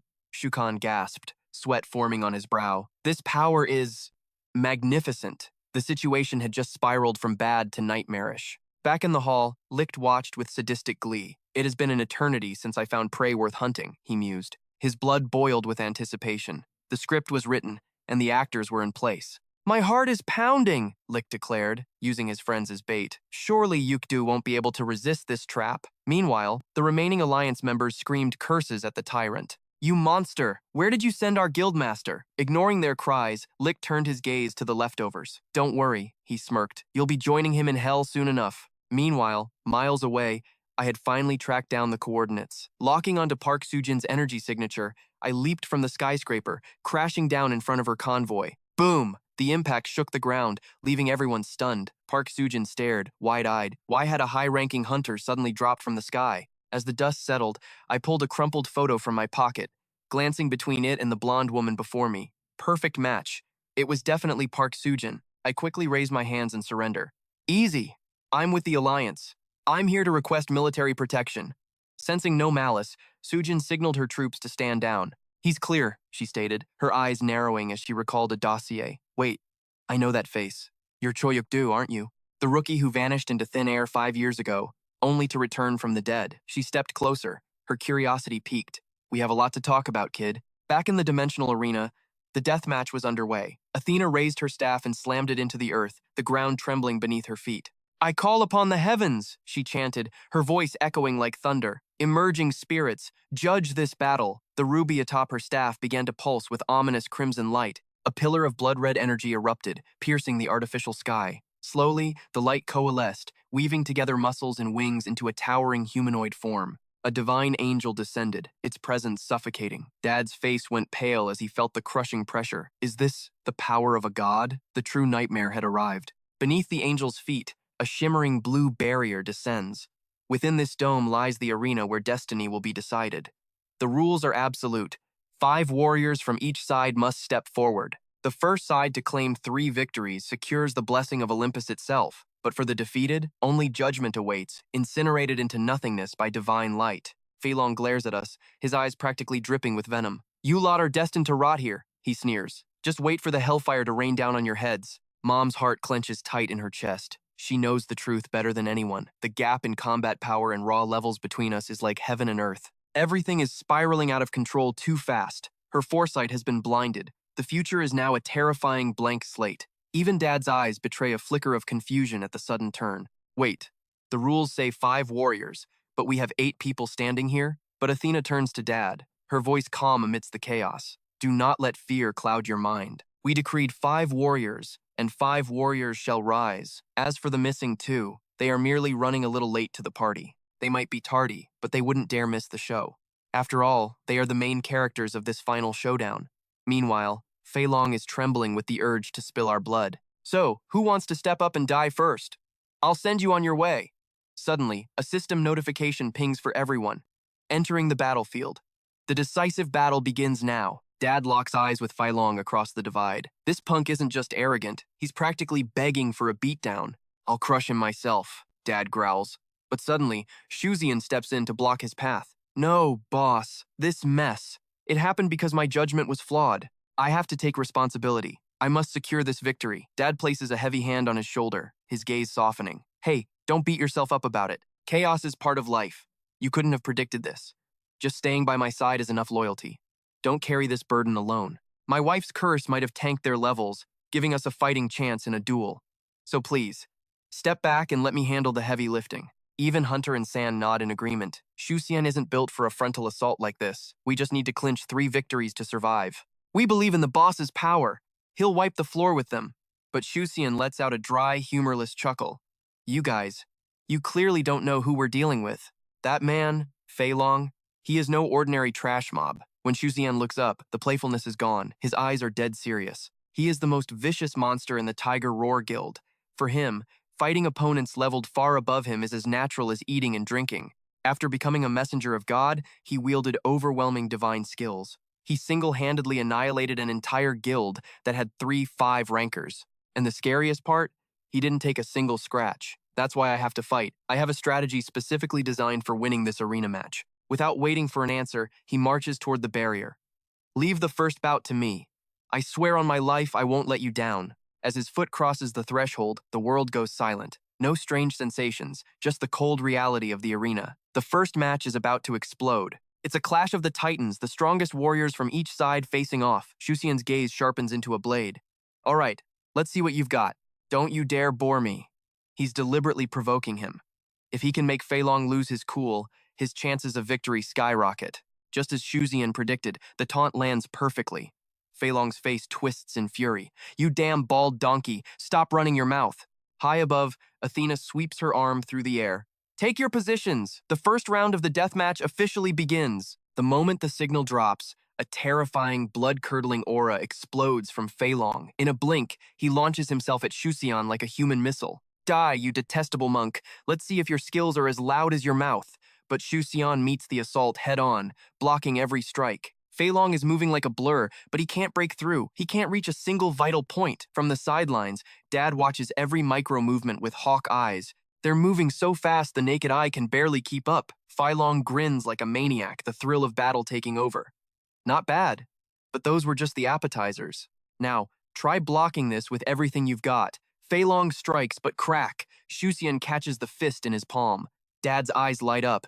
He got him. Shuxian's speed is superior. Victory in round 1 seems guaranteed, but suddenly, the air turns heavy. A dark, sinister aura begins to leak from Fei Long's body. Fei Long isn't panicking. He's smiling. He doesn't care that his hand is caught. Shuxian's expression crumbles. Something is wrong. This guy is dangerous. How did his combat power spike like that? Panicked, Shuxian decides to end it now. He exerts maximum force, twisting his hand. I have to cripple him, now! Shuxian blasts him with a palm strike, but immediately kicks off the ground, retreating over 10 meters in a single breath. He needs space. A low, evil cackle bubbles up from Fei Long's throat. Heh, you're a careful little rat, aren't you? Even Athena and the gods outside nod in approval at Shuxian's instincts. Strike and retreat textbook survival. His danger sense is screaming. And he's right. Shuxian looks down at his hand, the palm that just struck. Fei Long is burned and trembling from recoil damage. Seeing Shuxian's pain, Fei Long throws his head back in manic laughter. He slowly extends his hand, pointing a finger. I told you that you were a fool. How does it taste, monk? The venom of my Cadmus. Hearing that legendary name, Shuxian freezes in shock. Cadmus, the ancient serpent spirit that possesses his body and fights as one. Fei Long sneers. Don't look so scared. Come on, hit me again. I'm just getting started. Don't die on me too quickly. The moment the words leave his lips, whoosh, he vanishes from plain sight. Since you won't attack, I'll bring the pain to you. Let's see if that turtle shell of yours can withstand this. Instant transmission! He's right in front of Shuxian! A fist flies toward Shuxian's face, but he can't just block it. There's a spectral snake coiling around Fei Long's arm. The serpent moves with blinding speed, its fangs dripping with malice. There's no telling when the beast will strike. Shuxian grits his teeth, cursing internally. Damn it! Fighting a man is one thing, but this monster snake is a nightmare. After just a few exchanges, Shishan realized the terrifying truth. The serpent's speed had evolved into a blur, and its bite force was now catastrophic. Rage ignited in Shihan's eyes like wildfire. Do you take this monk for a weakling? In a flash, his iron fist slammed into the serpent's skull with devastating force. But it was a trap. While the beast drew his gaze, Fiong's silhouette shifted like a phantom in the night. Boom! Fiong's strike landed like a cannonball, forcing Shishan to skid backward. Only now could the monk finally gasp for air. A chill ran down his spine. It wasn't just that the snake got faster. Why did Fiong speed up too? The realization hit him. The venom was already in his veins. His stats were plummeting. It wasn't the enemy's speed that increased. His own movements had been lethally slowed. Fiong looked down on him with supreme arrogance. For a monk, your struggle against death is actually quite impressive. The poison dragon fang didn't just kill. It feasted. It converted the victim's blood into power and health for the user. To Feiyong, this monk was already a walking corpse. From the sidelines, Dad analyzed the grim reality. If this war of attrition continued, the power gap would become insurmountable. Could Shishan survive this trial by fire? The duel was reaching its fever pitch, but Feiyong held all the cards. Crack! Feiyong's kick shattered the air and connected with Shan's shoulder. The assassin laughed maniacally, pressing his advantage. How does the dragon's venom taste? Let's see how long your body can resist crumbling to dust. A storm of fists began to rain down on Shizhan's defenseless form. Shisan had zero window to counterattack. Desperate, he began to chant ancient sutras, his lips moving in a blur. Hearing the murmurs, Feion howled with laughter. Pathetic monk! Do you think prayers work in a death match? Do you expect Buddha to descend and save your hide? But the spectators, Athena and Bai, froze. Their eyes weren't deceiving them. Is that divine power wrapping around him? He's not even a slayer. Golden rays of enlightenment burst forth, enveloping his body. Fi, blinded by bloodlust, was completely oblivious to the shift in the atmosphere. Shisan blocked the onslaught, his chanting growing louder. Outside the ring, Dad was floored. He was witnessing a miracle defy the laws of combat. It was a gamble of insanity. But in the face of death, the monk had unlocked a legendary countermeasure. We've got this match in the bag, because right now, Sheshan had entered a state of invincibility. The monk pressed his palms together in ultimate focus. All dharmas return to the source. The Vajra form rises from the precepts. I summon the manifestations of the awakened one. Heed my call. Finally, Fion sensed the disturbance. The air grew heavy. This guy's aura wasn't just increasing, it was exploding. In the blink of an eye, a golden Buddha materialized in the void. The celestial avatar looked down, its eyes filled with divine judgment. It gazed at Fan, the messenger of foreign gods, as if he were an insect. The majesty was suffocating. Yet, Fion's shock lasted only a heartbeat. I don't care about your gods. These are cheap parlor tricks. Do you really think this light show can stop my blade? Shichunzi hovered in the air, the avatar of the great Buddha mirroring his will. Then, he vanished, launching forward with godlike velocity. But this was exactly what Theon wanted. You fool. You actually want to engage me in close quarters? Your confidence comes from that shiny turtle shell, doesn't it? It reminded Feilong of another victim from his bloody past, someone just as naive as Sheik Chunzi. That fool also believed that condensed divine power could withstand the poison dragon's fangs, but he didn't know the dark truth. Divine power isn't a shield, it's a gourmet meal richer than fresh blood. That warrior didn't last 2 rounds before being drained dry. Now, facing another idiot making the same mistake, Phaon was certain of the outcome. But reality had a different script. Shunzi's fist connected with Phaong's face with the force of a falling mountain. It was too fast to track. The impact was absolute. The recoil from that divine strike sent Phaon's body flying across the arena like a rag doll. Phaong's mind reeled in disbelief. He actually used divine power to suppress the venom? He restored his speed? No time to think. Shachunzi's massive foot drove into his gut. Phaong coughed up a fountain of crimson blood. It wasn't just speed, his strength, his reflexes, his power. Every single attribute had received a god-tier buff. Fully restored, Shunzi unleashed a barrage of fury. Every punch was payback for the humiliation he had just endured. But Phaon was no glass cannon. His pain tolerance was legendary. He was undeniably the guild's strongest tank. He face-tanked the damage. Seeing an opening, he commanded the poison dragon to bite back. Fawn's eyes lit up with twisted excitement. You still don't get it, do you? That holy energy inside you is the perfect nutrient for my pet. Damn, monk! Just accept your fate and become dragon food. Shichunzi froze. Impossible. The divine power is actually being sucked away? Phaon cackled like a demon. Your power is mine now. This match is over. But then, the unthinkable happened. The absorbed energy didn't empower him, it locked him down. His grin twisted into sheer horror. Panic set in. His connection to the energy was severed. He could no longer command the flow of power inside his own body. Shun let out a triumphant laugh. You arrogant amateur, aren't you celebrating a little too early? With a roar, he slammed a fist into the poison dragon. You keep calling me a fool, but it turns out you're the biggest idiot in the arena. You likely haven't realized it yet, but the Rakshasa power places an extreme burden on the vessel. Phylong stood there, his mind reeling from the revelation. Does this mean even my poison dragon cannot devour your energy? How is this possible? Shichunzi stared at him with cold pity. When did I ever claim this was divine power? You are far too naive. Even while speaking, Shichunzi's onslaught never ceased. With a single, devastating palm strike, Phailong was launched across the arena. Who could have predicted this? The infamous Phylong of the Tiger Roar Guild, decimated by a humble monk? If word got out, the world would think it a lie. Outside the ring, Mama observed the spectacle with icy calm. To her eyes, the victor of the duel between Shichunzi and Phailong was already set in stone. In the past, Mama could never grasp Shichunzi's reasoning. Why would he choose the path of the Rakshasa transformation? Not only does it strip him of his potential to ascend, but his might is forever bound to the limits of his physical flesh. Worse still, the karma of that power is a chaotic beast, nearly impossible to tame. He must constantly accumulate merit just to maintain this form. Only through the absolute focus of meditative power can he stop the karma from swallowing his soul. Karma is the law of cause and effect.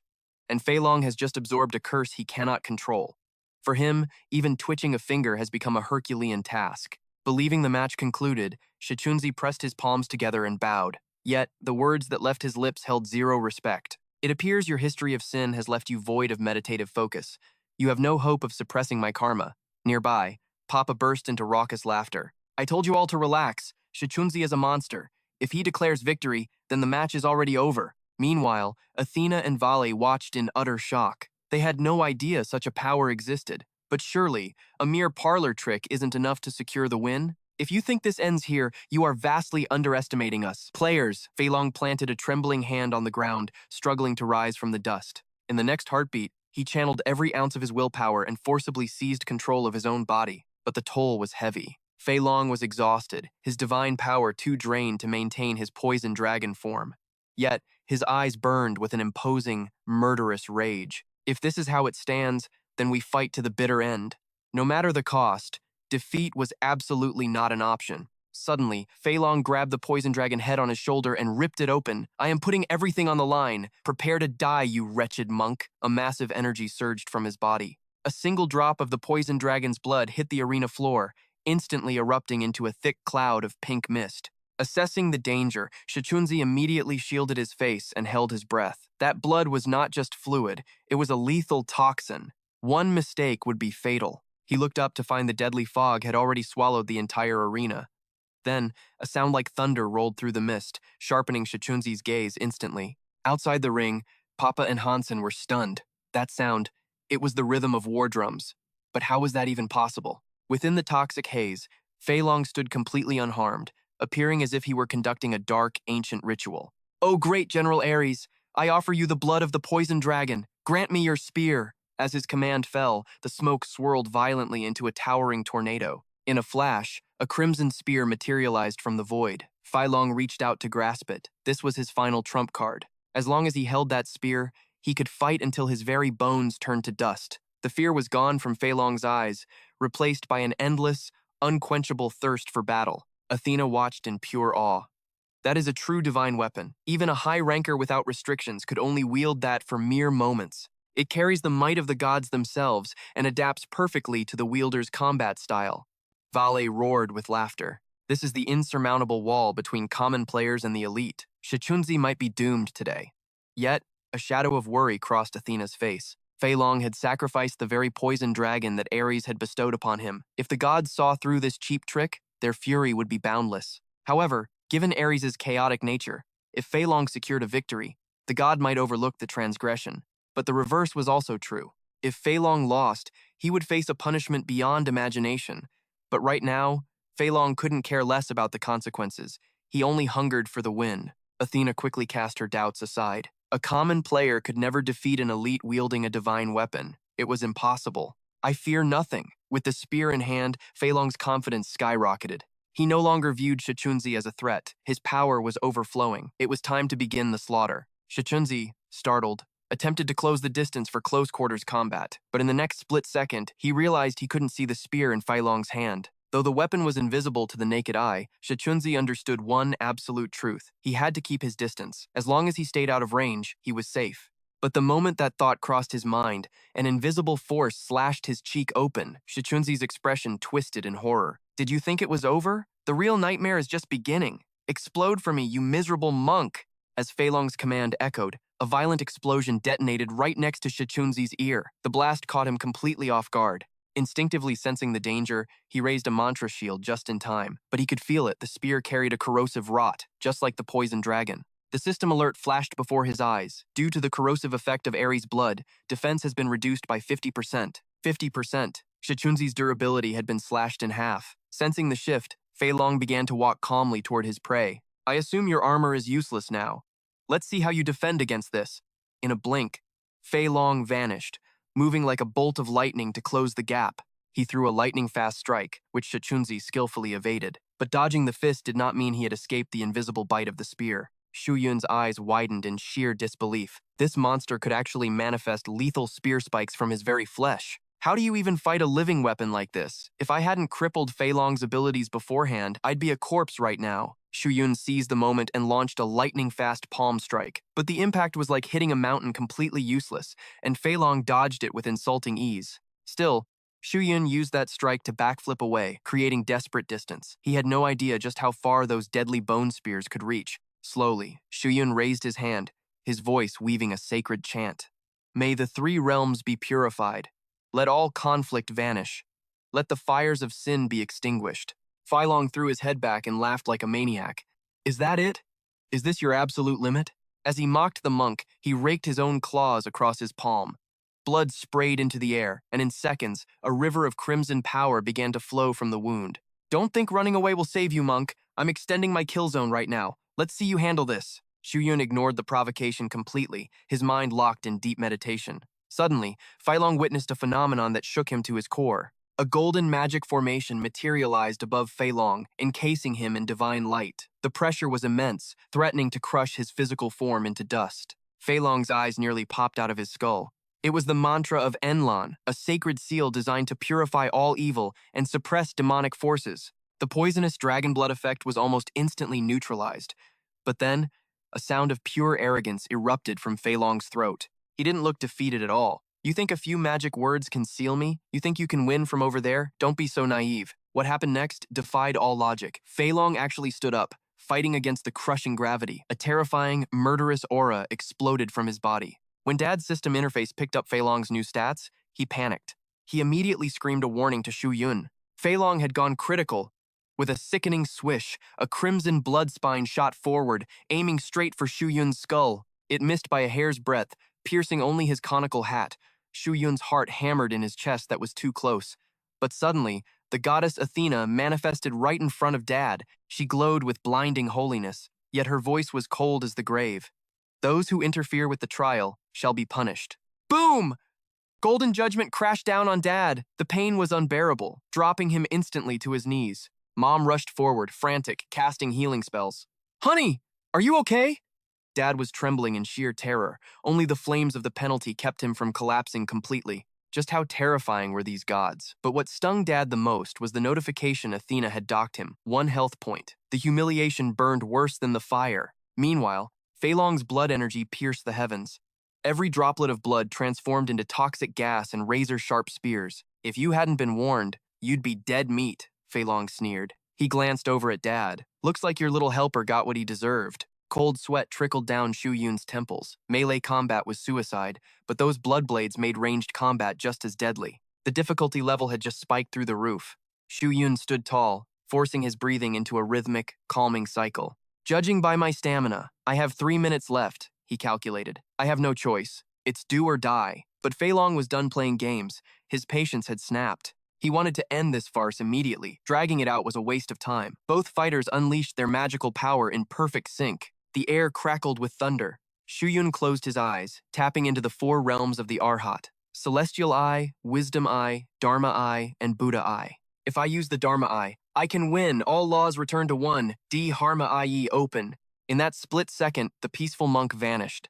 In his place stood a Buddha killer, a warrior stripped of mercy, embodying the path of pure slaughter. The Dharma Eye skyrocketed his combat potential to legendary levels. Simultaneously, Fei Long readied his ultimate spear strike. But the Eye's power was fleeting. Shu Yun had to find the flaw instantly, or this would be his burial ground.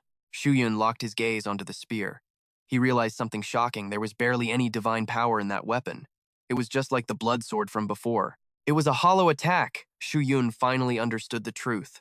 The monster in front of him was nothing but a paper tiger, a beast with no teeth. 3 massive Buddha seals materialized behind Shu Yun. As Fei Long lunged, Shu Yun didn't dodge. He caught the spear tip with his bare hand. Fei Long's face twisted in horror. He saw through my attack? How is that even possible? Can a lowly monk possess such insight? Shu Yun burst into laughter. So this is your legendary blood spear? It exceeded my expectations by being completely underwhelming. With a simple flex of his grip, snap! He shattered the spear right in Fei Long's hands. You're truly pathetic, relying on this toy as your ultimate weapon. You act tough, but your foundation is crumbling. Shu Yun's eyes blazed. In my eyes, your ultimate power is absolute trash. Fei Long screamed, his reality shattering along with his weapon. How? How could my blood spear break so easily? Outside the arena, Athena and Bai were stunned into silence. How did he do it? How did he block blood threads thinner than a human hair? Could mortal eyes even track that? Unlike the shocked gods, Dad was fist-pumping with wild joy. Everything Shu Chen said was true. He really does have a counter for everything. Having a guy like this on our team is like having a cheat code. Shu Yun stared at the red mist lingering in his palm. With so much malignant energy, evil thoughts will surely follow, he mused. Shu Yun prepared to purge the corruption from the blood mist. Divine karma radiated from his fingertips, vaporizing the evil instantly. But even now, Fei Long refused to accept his defeat. So what if you saw through my attack? I can still crush you. But even as he taunted, Monk Shu Chenshi was already 1 step ahead. The blood mist that had just been purified, it was back, and this time, it was alive, moving with a mind of its own to hunt him down. Athena analyzed the battlefield instantly. The divine power in his bloodline is unstable. Because it's so diluted, it can bypass normal defenses. Like a pack of starving wolves, the crimson mist transformed into a lethal strike, rushing frantically toward the monk. Everyone watched with bated breath. How would he handle this? In that split second of life and death, Shu Chenshi unleashed the legendary Dharma Eye. Boom! A terrifying gravitational force slammed down on Fei Long. It was like carrying a mountain. He could barely keep his footing, his face twisting into a mask of ferocity. This damn monk!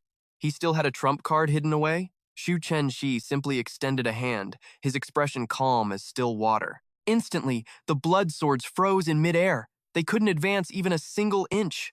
All beings are bound by ignorance, the monk chanted, trapped in the cycle of suffering. Outside the arena, Athena screamed a warning. Watch out for his eyes. That monk can see the flow of divine power itself. Fei Long was completely bewildered. What the hell kind of eyes are those? Athena dropped the harsh truth. It's useless. None of your current attacks will work on him. Hearing this, the spectators gasped in pure shock. She had analyzed the monk's Dharma eye instantly, but then all eyes shifted to the spectral figure of the goddess Athena floating above. That Athena over there is interfering with the duel. Aren't you going to stop her? The goddess looked down, her expression troubled. As the referee, she couldn't ignore this violation. The phantom pointed a finger at the mortal Athena. Consider this a warning. Do it again, and you will be punished. One of the spectators exploded in rage. Are you kidding me? This is blatant favoritism. Our boss got punished instantly, but she just gets a slap on the wrist? But his father shut him down immediately. Forget it. Look at the arena. Focus on the monk. As long as Shu Chen-shi wins this fight, nothing else matters. On the battlefield, the monk's hand remained raised, dominating the space. Layer upon layer of gravity crushed down on Feilong, pinning him to the dirt. Feilong snarled at Athena. Shut your mouth. I don't need your help. A miserable monk like this is nothing to me. But he would regret those arrogant words immediately, because a nightmare was about to descend. The atmosphere shifted violently. The monk's aura exploded, and ancient sutras began to spill from his lips. Behind him, the air shimmered and warped. A massive Dharma avatar was manifesting, and this was no ordinary spirit. It was the sacred form of Fudomayu, the immovable wisdom king. Even with only 10% of the original's power, it was a force that no mere mortal could withstand. Fei Long was pushed to the brink of despair. You damn bald donkey. How many aces do you have up your sleeve? The monk ignored the insults, his focus absolute. He shall manifest before us, he chanted, removing all obstacles, granting eternal peace. If sentient beings sincerely recite my name, Shu Chen-shi continued the invocation, his voice resonating with power. It was the first sutra every monk learned, basic and simple. But in the hands of a master, it was devastating. Once summoned, his defense and attack would more than double. To pull this off required god-tier talent and iron will. If he completed the chant, he would wield 10% of a deity's strength. But there was a catch. The ritual took 30 seconds. 30 seconds where he couldn't be distracted, or everything would fail. What he didn't know was that Fei Long's face was already twisted into a demonic grimace of rage. The dragon was fighting back, secretly gathering every ounce of strength to break free from the gravity crushing him. But just as he tried to stand, the monk's hand pressed down gently. Bam! Fei Long was forced to his knees again. The monk's eyes gleamed with pure mockery. Chanting a 30-second sutra right in the enemy's face? It was the ultimate humiliation. Desperate, the cunning Fei Long came up with a brutal plan. He tore open his own flesh, using his fresh blood to launch a surprise attack. The blood hissed across the floor, aiming straight for Shu Chen-shi to break his concentration. Athena watched, her heart racing. That idiot, she thought. He could have broken the seal first. Wasting blood like this is pointless. It was futile. With the Dharma eye active, Fei Long's attacks couldn't even touch the monk. Shu Chen-shi dodged the blood blades effortlessly. But Fei Long was gone. His mind had snapped. Logic was replaced by pure, unadulterated madness. He had only one thought left in his broken mind. Kill that bald monk. Kill him right here and now. But reality was cruel. The attacks couldn't even get close. The monk's chant naturally suppressed evil dragon bloodlines. To break through that barrier would require an ocean of divine power. Fei Long's desperate flailing was completely useless against the Dharma eye. More blood swords flew, swish, swish, but the monk weaved through them like a ghost. Fei Long had gone completely berserk, but time was running out. The monk only needed 15 more seconds to complete the ritual. Once that chant finished, it was game over for Fei Long. However, fate decided to throw a curveball. Blood suddenly trickled from Shu Chen-shi's eyes. He had reached his limit. The Dharma eye was too powerful to maintain for this long. Both warriors were running on fumes. Now, it was just a test of endurance. Seeing the monk bleed, a savage joy erupted in Fei Long's heart. The monk has hit his absolute limit. This is his one and only shot to turn the tides of destiny. Bam! His palms smash the earth. A crimson torrent erupts from the ground. As Feian prepares his final blood sacrifice, the massive avatar of the Wisdom King materializes above, becoming terrifyingly real. It is a race against death. The monk has 10 seconds to finish the sacred chant, or it is game over. 9 seconds remain. The enemy team is already smirking in triumph. 6 seconds left. Even Goddess Athena closes her eyes. She knows Feian has run out of miracles. Behind her, Bei is screaming curses. That hothead has zero tactical awareness. 3 seconds on the clock. Even Papa and Hunan think the win is in the bag. The suspense is dead. But nobody realizes that Shu Chansi has just transcended his human limits. He is burning his own life force to keep the Dharma eye open. He is walking the razor's edge of death, pouring his soul into the final sutra. All follows the mind, the world-honored one. As Shu Chansi roars the final verse, the timer hits 0. The moment the words leave his lips, the Wisdom King behind him awakens. Ungodly speed! A mysterious pressure crushes Fayon, freezing him in place. The Avatar's ultimate strike slams into him with the force of a mountain. Lights out! The impact instantly shuts down his consciousness. The S-rank hunter of the Tiger Roar Guild, the Guardian Fayon, has been utterly destroyed. The winner is the vice president of the United Guild, the S-rank legend, Shu Chansi. The victor lets out a long, heavy breath. He was running on fumes ages ago, but by some miracle, he crushed the enemy's strongest fighter before his own body gave out. High in the sky, Athena declares the allied forces as the winners. As her voice booms, the arena barrier slowly fades away. Our squad erupts into cheers. Shu Chansi bows with the grace of a true master. He says, "My skills are lacking. I was merely lucky to defeat Fayon. I am truly humbled." But deep down, he knows he did his duty. The Phantom of Athena turns to the crowd for the next announcement. The winner of the first finals match is the United Guild. Fayon is teleported out, and Athena begins to knit his broken body back together. His S-rank body heals fast. He is back to full health in just over 10 minutes. But Athena's voice cuts through the air like ice. She says, "Train harder next time. You couldn't even handle a single monk. Pathetic." Neither of them notices the two shadows looming behind Fayon. Sensing their terrifying aura, Fayon spins around in horror. One holds a long sword, the other grips a wicked whip. They are humiliated by his loss, and they want blood. Fayon starts begging, swearing he will never lose again.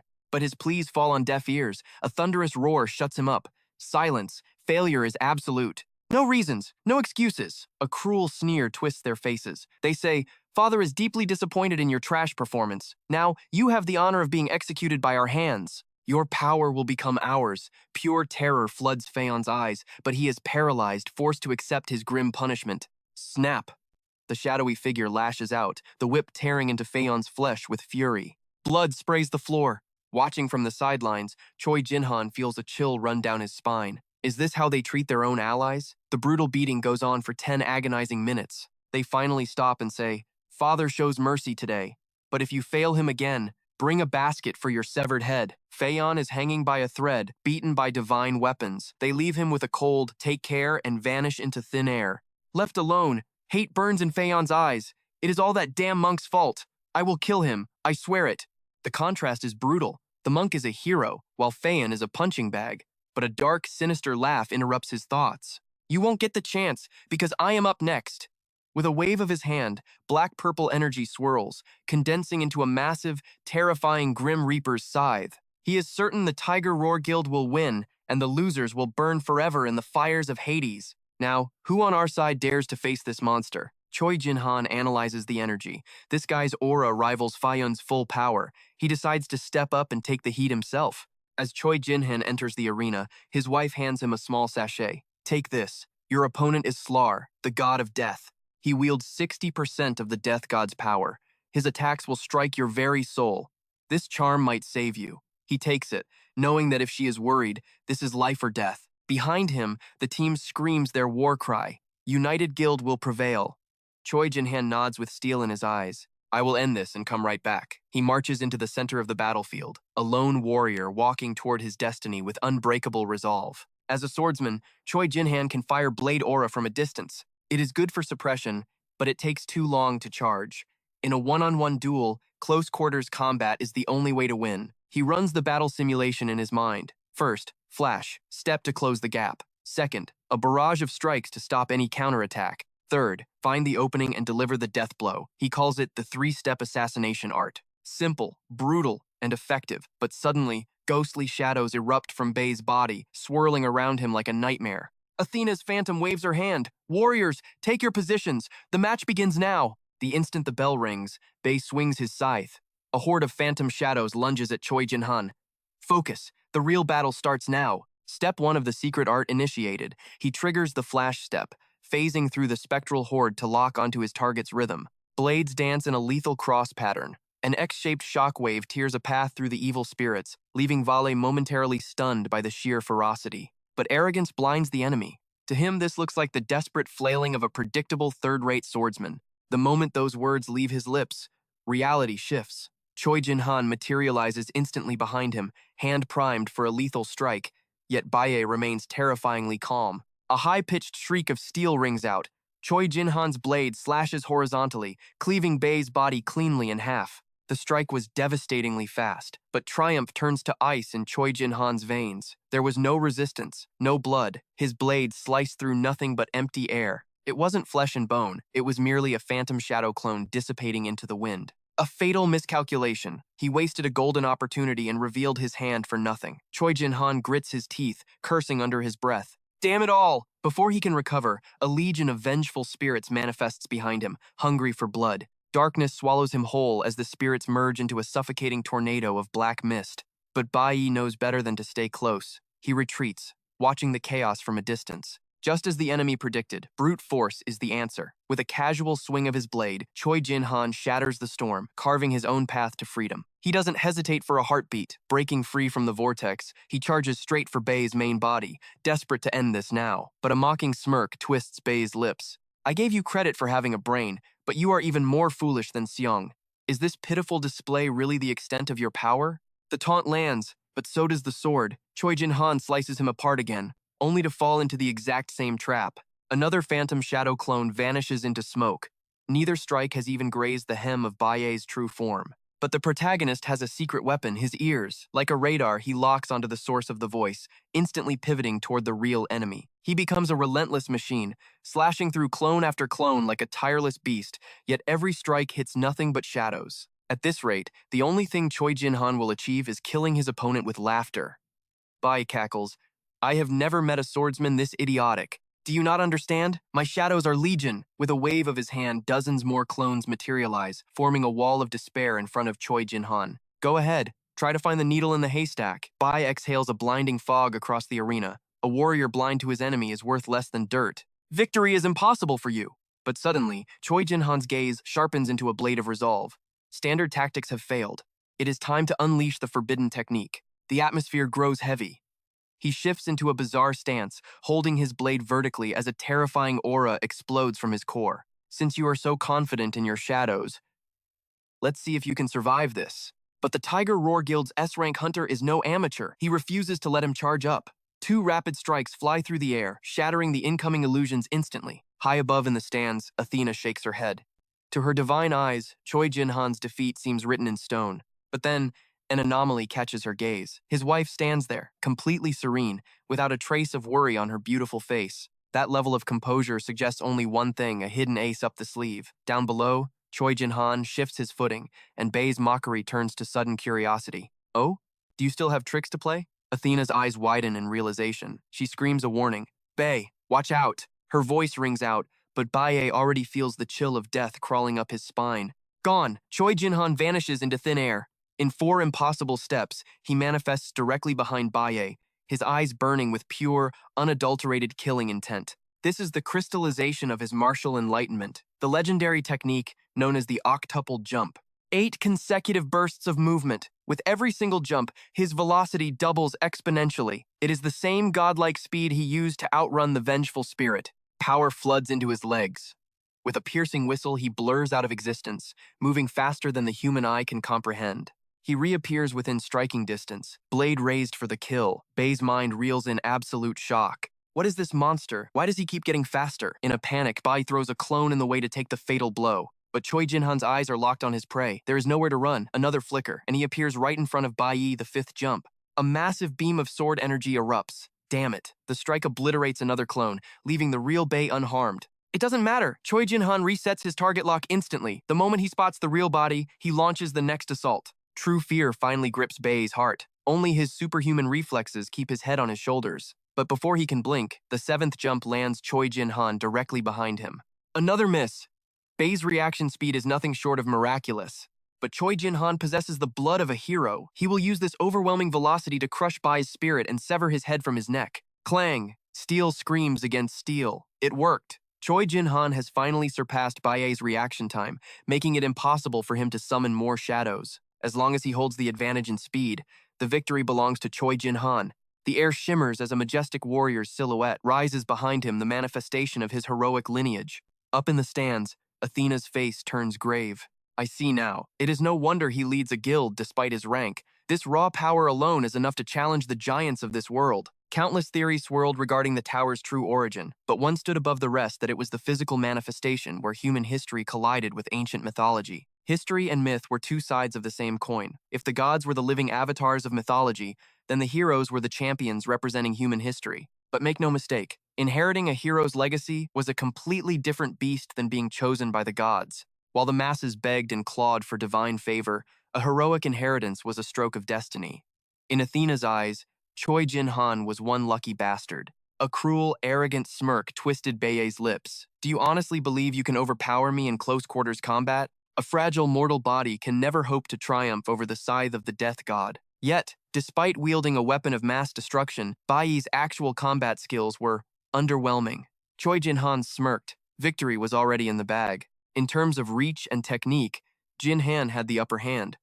That divine weapon was a curse in disguise, powerful, but impossible for a mere human to master. Bai swung the scythe with ferocious momentum. He brought the blade crashing down in a clumsy vertical strike. But that reckless move left him wide open. Mockery flashed in Jin-han's eyes. Did no god teach you how to use that thing? You're full of openings. In a heartbeat, Jin-han's blade pierced straight through his chest. Jin-han let out a scoff. Game over. He had anticipated a dodge, but his eighth step was unavoidable. Watching from the sidelines, Hannon cheered, "That's our leader," wrapping up the win in record time. But his mother's voice cut through the celebration like ice. "Hold your applause. It is not over yet." The attack had passed right through him. A chilling cackle echoed across the battlefield.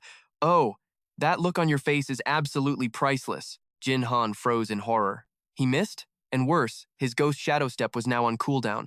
Bai roared with laughter.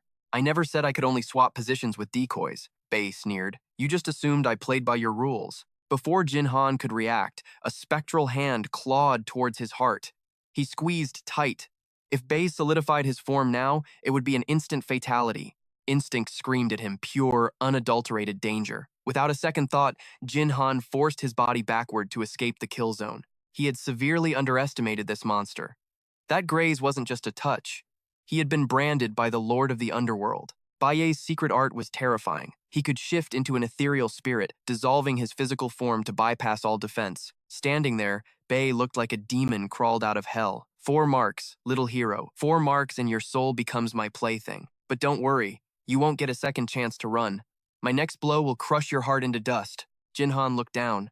A dark sigil burned on his chest, the seal of Hades. If that count reached 4, he would become a mindless specter. The situation was dire. Engaging in close combat was suicide. Every clash risked another mark. Even with all his strength, Jin-han was backed into a corner. His knuckles turned white as he gripped the small pouch at his waist. His movement skills were still recharging, and he was itching to unleash his ultimate. Bai saw the hesitation and laughed. "You have talent, I'll give you that. But in the end, you're a nobody."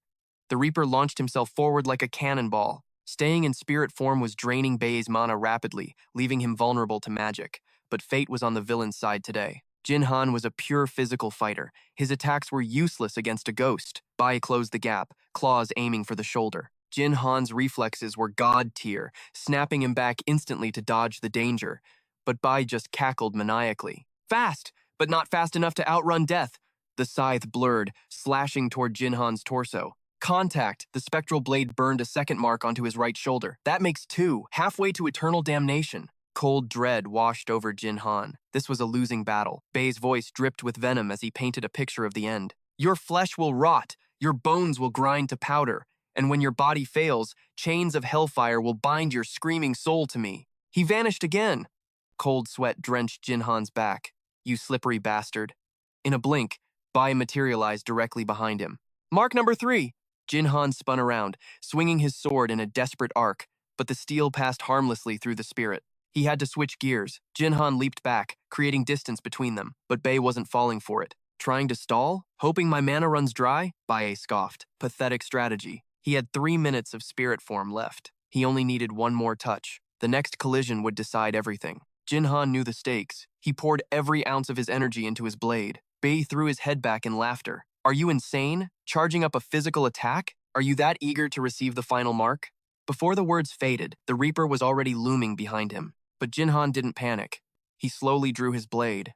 And as the steel sang, blue lightning began to crackle and dance along the edge. Bai smirked, convinced of his victory. Swords couldn't cut ghosts. All he needed was one finger on the boy's skin. They moved in perfect sync. As death approached, Jin-han's mind flashed to the small sachet his wife had given him. Thank the heavens for her foresight. He had been saving this for the perfect moment. This strike would send Baye straight back to hell. Murderous intent flooded his eyes. Unleashing the 8-step flash step, he materialized instantly before his target. As Choi Jin-han's blade clicked back into its sheath, the enemy's head slid from his shoulders. One strike, instant death. Meanwhile, the protagonist finally returned from the shadows. Racing against time, the news of his parents' peril burned in his mind.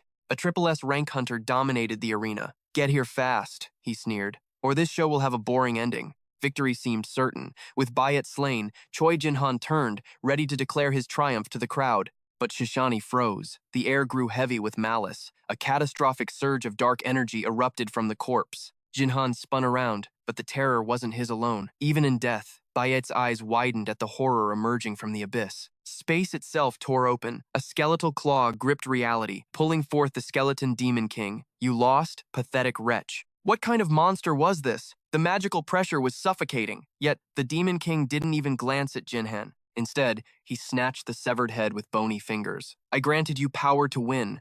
Your defeat proves you are trash." Squelch. The skull shattered in his grip like rotten fruit. "Everyone dies today." The onlookers gasped in pure shock. Is that the Skeleton King, Hades? Summoning the last of his strength, Jinhan charged, but his instinct screamed, "Danger!" Attacking now was suicide. Hades merely looked down at him with infinite contempt. A casual squeeze brought Jinhan to his knees. "Filthy human, know your place." The guild members rushed forward in a desperate rescue bid, but a spectral figure barred their path, Athena. "Traitors, all of you. This arena is now your execution ground." Her voice dropped to absolute zero. From this moment on, no mortal enters the domain of the gods. Crackdoom! Lightning obliterated her mid-sentence. Her body turned to dust, leaving the Tiger Roar members staring in disbelief. "Look up!" A comet streaked down from the heavens. "That comet was me." I smashed through the barrier like it was glass. I didn't know the full story, but I knew I was just in time. Seeing my family cornered, rage ignited within me. "I'll take you all on! Come at me!" Just 3 minutes ago, Hades had my father in his death grip. My mother screamed my name. "Hyuk-woo, save him!" Bloodlust exploded from my eyes as a spear of condensed lightning formed in my hand. I hurled the bolt straight at Hades' skull. The Demon King roared. "You broke the barrier? No matter, your father belongs to me." Nearby, Hansan slammed his fists into the earth. "Forget the rest. We have to save the guild leader first." As I plummeted, a stone pillar shot up, catching me perfectly. "Nice assist, Hansan. I'll treat you to a drink later." I launched myself off the pillar, aiming straight for the skeleton's arm. Panic finally flickered in Hades' empty sockets. Crunch! I shattered his arm in a single blow. "You wretched brat!" My arm! I snatched my father from his loosening grip. The killing intent radiating from me was so thick it felt like physical weight. "While I breathe, no one dies today," Hades howled, but he was powerless against me. I was amazed my father survived this long, but this bag of bones wasn't the real threat. The true monster was the one watching from outside the barrier, that lightning user. He was on another level. Since crawling out of the abyss, he's the strongest being I've encountered. Why did his lightning fail to kill me? Why let me breach the barrier? But that wasn't the biggest mystery. When his attack hit, I absorbed his power. That very energy is what let me smash his barrier to pieces. I gently set father down beside mother. "Rest now." I stood up, locking eyes with the figure floating above. He was dangerous. I had to end him. The lich looked down, an amused grin on his face. "What a delightful performance. Watching you lose your family will be exquisite entertainment. Try to reach me, if you can." Suddenly, Feiyong's voice cut through the tension. "Since that annoying ghost, Athena, is dust, we don't need to follow these stupid rules anymore." His eyes were locked on Shukan. He was desperate to wash away his past humiliation. Feiyong blurred into motion. Round 2 had begun. Meanwhile, the other Athena didn't move, her gaze fixed on the lich in the sky. Why wasn't the leader stopping this carnage? Then it hit her. Is the leader testing that boy's true potential? She couldn't just stand there. Athena summoned her aegis and blade, glaring at the man beside her. "Hugu, are you going to watch forever? You haven't spoken a word." Hugu finally broke his silence. "Mind your own. Damn business." Suddenly, a terrifying aura exploded from the Skeleton King. "None shall escape death." Hundreds of phantom shadows shrieked, rushing toward us. I analyzed his power level instantly, pitifully weak, but I couldn't ignore him. A stray hit might harm my family. "Hansen, earthen barrier, protect my parents with your life." Upon hearing the command, Han Taisan smashes his fist into the earth, summoning a massive fortress of bedrock to cocoon the 3 of them. In a split second, an absolute defensive wall rises. At level 75, this barrier is impenetrable against these cursed weaklings whose levels have plummeted by 30. With my parents safely sealed behind Han Taison's protection, the restraints on my rage finally snap. They dared to touch my family today? I swear on my life, not a single one of them is leaving this place breathing. Meanwhile, the berserk Fei Long is locked in a death match with the monk, Shuqian. Fei Long thinks he's turned the tides, overpowering the monk with brute force. But terror floods his eyes when he looks up and sees my shadow looming over him like the Grim Reaper. You're really starting to piss me off. You die first. 6 spectral dragon heads erupt from Fei Long's hands, but he's too slow. How am I this fast? I materialize right in his face, faster than a blink. Teleportation? Maybe. Come on, strike me if you think those toy dragon jaws can actually swallow me. Before he can twitch, my leg connects with his torso, and the sound of his entire skeletal structure shattering echoes through the air. The arrogant Fei Long is launched into the stratosphere with a single kick. His broken body flies right past Athena, leaving her paralyzed with shock. One kick. That's all it took to trash her precious double S rank warrior. Athena curses in pure fury. Idiot! Couldn't you tank even one hit? With Fei Long out, Shuqian is free. I signal the monk to handle the spiritual entities immediately. His holy karma is the perfect counter to these ghosts. Shuqian clasps his palms together, chanting ancient sutras. Fight without worry. I will guard your parents with my life. A golden aura bursts from him, purifying the phantom army in holy fire. Situation stabilized. Now, it's my turn. I step forward to intercept the goddess of war herself, Athena. Cold sweat drips down Athena's spine. She knows the spirits stand no chance against that monk. She has to end me, and she has to do it now. She hurls her legendary shield with lethal intent, but I catch it one-handed like it's made of cardboard. Zero recoil. The look in her eyes shifts from anger to pure murderous desperation. She wants to run from a monster like me, but there's nowhere to hide. Honestly, her attacks feel like beginner-level tutorials. My hand deflects her strikes with insulting ease. It's counterattack time. With her body frozen and her weapon in my grip, she's about to learn the meaning of despair. I don't hesitate. I smash the razor edge of her own shield directly into her elbow, snapping the bone. Then, I slam the shield straight into her face. You were kind enough to gift me such a sturdy weapon. It would be rude not to return the favor 1,000 times over. I use her shield to bludgeon her relentlessly. There is something about this woman that sickens me to my core, so I hold nothing back, delivering maximum devastation with every swing. After 3 minutes of a one-sided massacre, Athena's face is unrecognizable. Suddenly, a booming voice thunders from the heavens. You incompetence is staggering. You really are useless trash. Licht extends a hand, and a crackling arc of blue lightning manifests beside him. Have you forgotten you are still under the curse of frailty? As long as that curse master woman breathes, our power remains sealed. Your combat power is suppressed at level 70. Did you honestly think you could defeat a level 100 rookie? Licht's cold gaze shifts past me, locking onto the stone wall behind Shuqian. Shuqian freezes in horror. He never imagined Licht possessed such overwhelming divine energy. The target isn't us. It's the mother. Realizing the danger, Shuqian slowly removes his blindfold. He knows unsealing his vision is a reckless gamble, but there is no choice. The heavenly eye activates. He has to manifest his weapon form instantly to intercept Licht's strike. Shuqian's eyes glow with celestial light, but Licht isn't the type of villain to wait for a transformation sequence. Sensing that catastrophic energy building up above, panic seizes Shuqian's heart. Die, you miserable losers. Be honored to perish beneath my thunder. The lightning bolt launches forward. The sheer pressure of the attack is suffocating. Millions of volts converge into a single point of destruction. Boom! The lightning creates a deafening explosion as it slams into Han Taison's stone wall. My heart hammers against my ribs. I have to block it before the wall gives way, but the lightning is faster than sound. I try to turn, but I'm too late. The stone wall shatters into dust. The barrier collapses, burying my parents under tons of rubble. I force my eyes open through the dust cloud and see a single hand reaching out from the ruins. It's Mom. Her hand waves feebly in the air, and then falls limp. My heart turns to ice. No, this isn't happening. I sprint toward her like a madman, but a shield comes spinning out of nowhere. It's Athena! I throw a punch filled with pure hatred. Get the hell out of my way! My fist connects, sending her shield spinning wildly through the air. But something's wrong. Pain shoots up my arm. My bones are rattling. How? It feels like the restrictions on this woman have vanished. Her power has skyrocketed straight to level 100. Athena stands there, vibrating with a fury that matches my own. You enjoyed beating on me earlier, didn't you? Now it's my turn to break you. Athena's level spikes from 72 all the way to 106. Our fists collide with a shockwave that cracks the ground, but her power is overwhelming now. I'm paralyzed by the impact, unable to move a muscle against her pressure. For the first time, a sliver of fear creeps into my soul. What is happening? Athena lets out a chilling laugh. Do you know why my strength has returned, boy? Because the curse your mother cast has been broken. And that only happens when the caster is dead. Hush. I use every ounce of grit I have to knock Athena back. Shut your lying mouth. My mother is not dead. It's a bluff, just a dirty mind game to make me lose focus. And damn it, it's working. I walked right into her trap. Athena sneers, looking at me like I'm an insect. Weak-willed trash, like you are the easiest prey. Before I can react, she conjures a sword of pure light and drives it straight through my chest. But strangely, even with a blade piercing my body, I don't feel the damage. My only thought was saving my mother. I didn't have a single second to waste on Athena. This completely shocked her. She definitely landed that hit, so how was I still moving? She scanned me with her divine senses, only to realize the impossible. Her attack hadn't left a single scratch on me. Something was terribly wrong.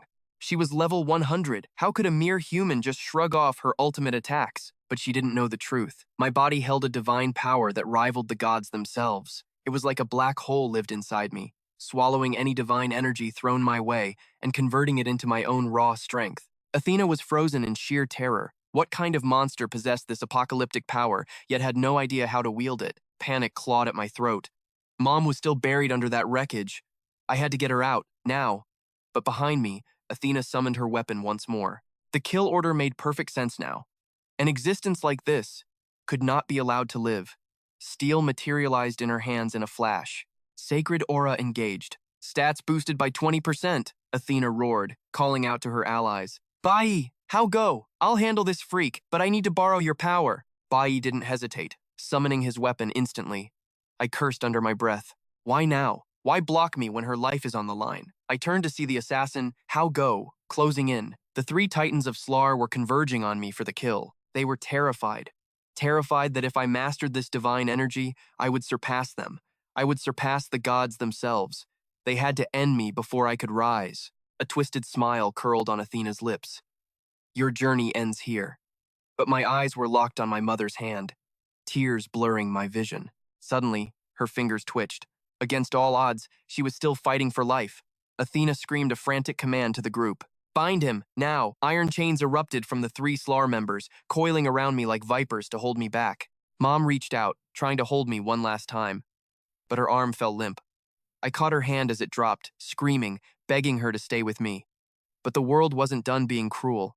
The three executioners of Slar unleashed their ultimate attacks, trapping me in an explosion of destruction. Debris rained down continuously as the dust settled. Then, I saw it, a sight that shattered my sanity. I clutched my head, refusing to accept reality. No, this absolutely could not be happening. I just got back. How could you leave me like this? Hantai-san, father, mother, all lifeless. My legs gave out, and I collapsed in the dirt. Just as my soul began to crack, a warm hand touched my cheek. I froze, time standing still. Don't cry, she whispered. It doesn't suit you. Yukto, my son, you must survive. Dad and I are going ahead. The tears wouldn't stop. I couldn't accept it.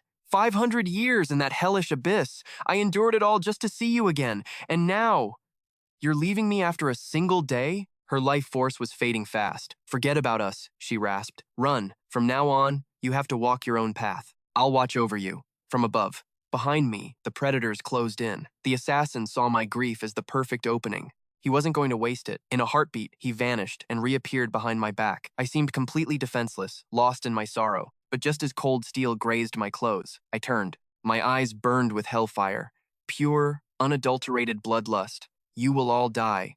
I'll send you to hell to beg my parents for forgiveness. The assassin nearly pissed himself.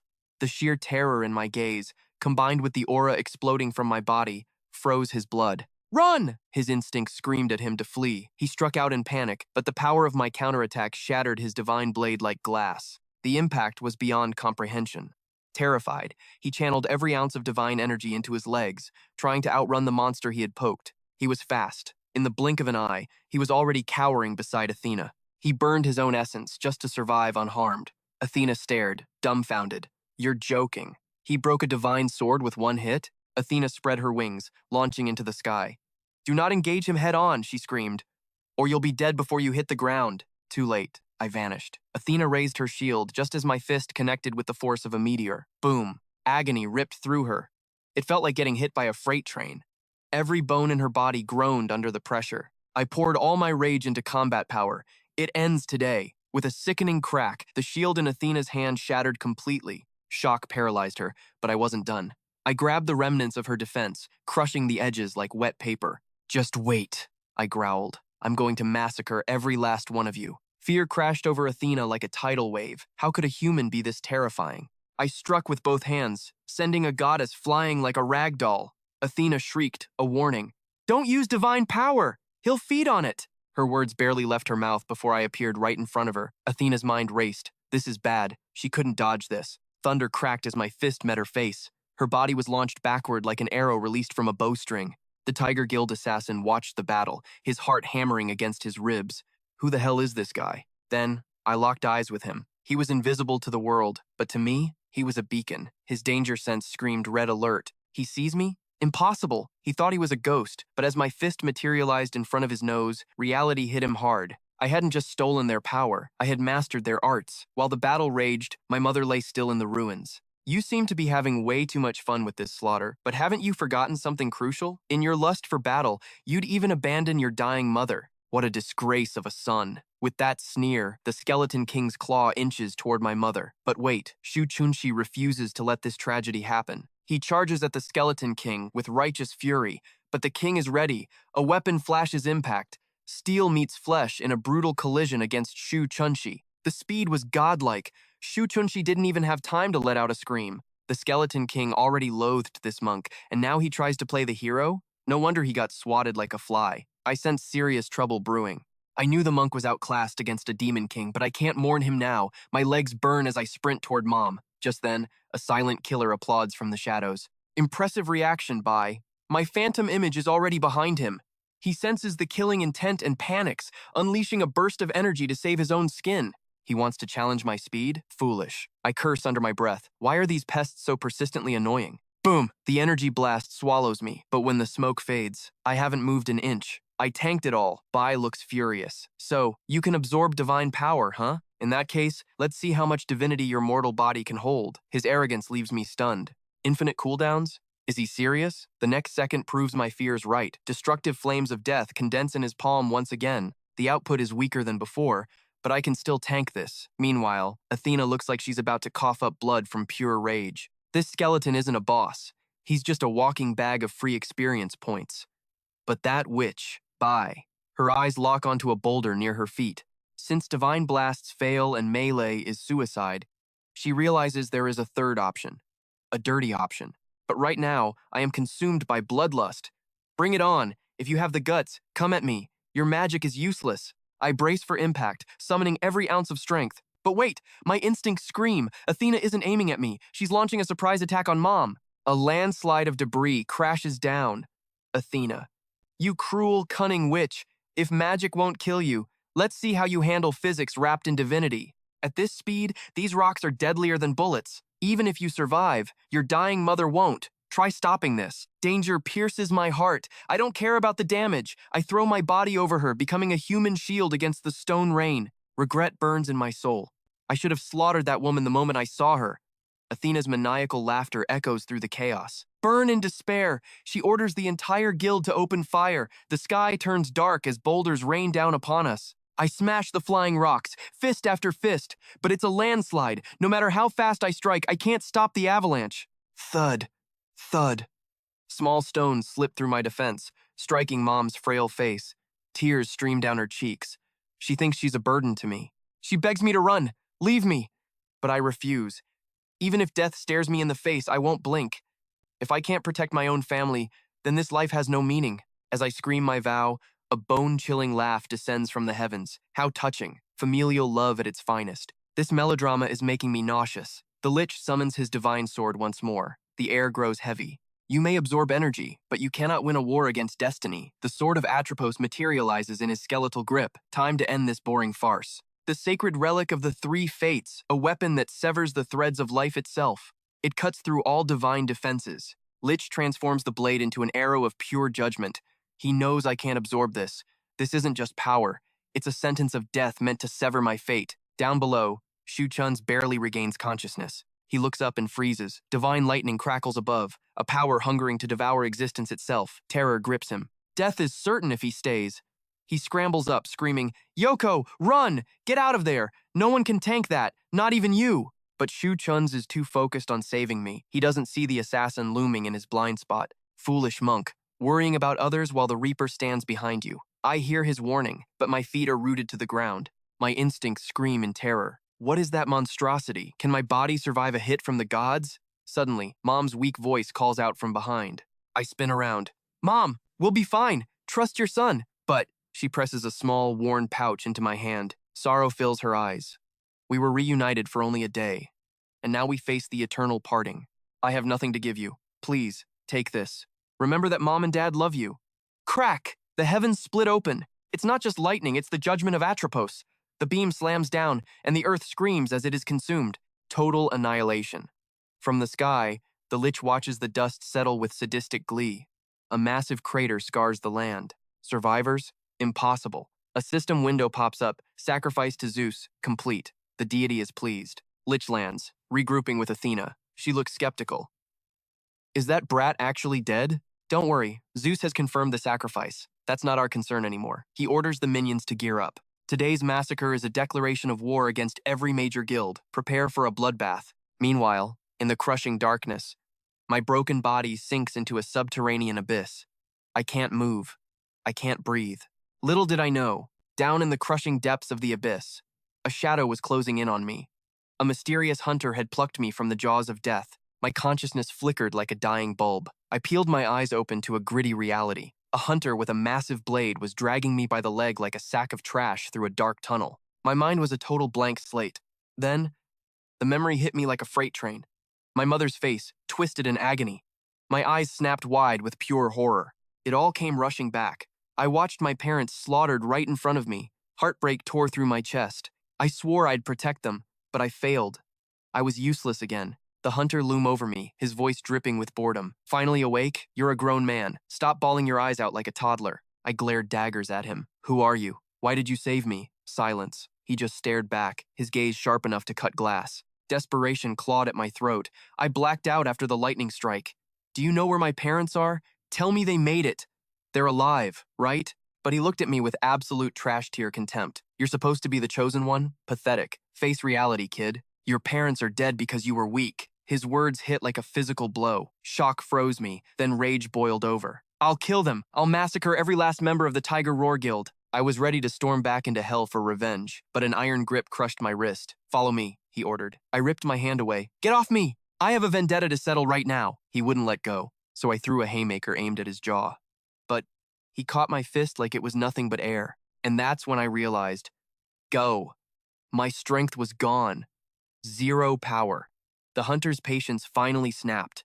You dare raise your voice at me? Bam! His fist connected with my face. Is this how you thank your savior? You actually tried to sucker punch me? Who do you think you are? He growled, a dark aura rising around him. I am the apex predator here. I saved you on a whim, and I can end you just as fast. My brain short-circuited. How did I become this weak? The hunter explained coldly. Your link to the divine power was severed by the sword of Atropos. Without that blessing, you're just a mortal scrub. Do you get it now, brat? He unsheathed the massive greatsword from his back, right in front of my face. Starting now, this steel is your only hope of reconnecting with your power. You're coming with me. Or do you want to stay a cripple forever? Not only that, we'll teach you to actually wield it. You moron. You had godlike energy before, but you flailed around like an amateur. That's why low-level thugs from Slar took you down. He pointed into the darkness. Get up. Only one place on Earth can fix you. My knuckles turned white. I clenched them so hard. Fury burned in my gut like molten lead. I nodded without hesitation. I'd go anywhere to get my strength back. Besides, I had zero options. I stood up and muttered a thanks, but he sneered. Don't get it twisted. I'm not your friend. From now on, I am your enemy. Watch your back. But suddenly, a commanding voice echoed through the tunnel. It was Shutansi. Not so fast, he boomed. You aren't taking him anywhere until you reveal who you really serve. I won't let you abduct the son of my fallen friends. Relief washed over me like a tidal wave. Uncle Shutanzi, I never thought he'd survive that chaotic fall. I failed to protect your parents, he confessed, voice trembling with guilt. But the divine power backlash blasted you underground. It's a miracle you survived. When I realized you were gone, I jumped into the abyss after you without a second thought. He held something up. My father's sword. He found it in the depths. I made a vow, he declared, and as long as I breathe, I will keep the promise I made to your parents. Shutanzi stepped between us, his aura flaring.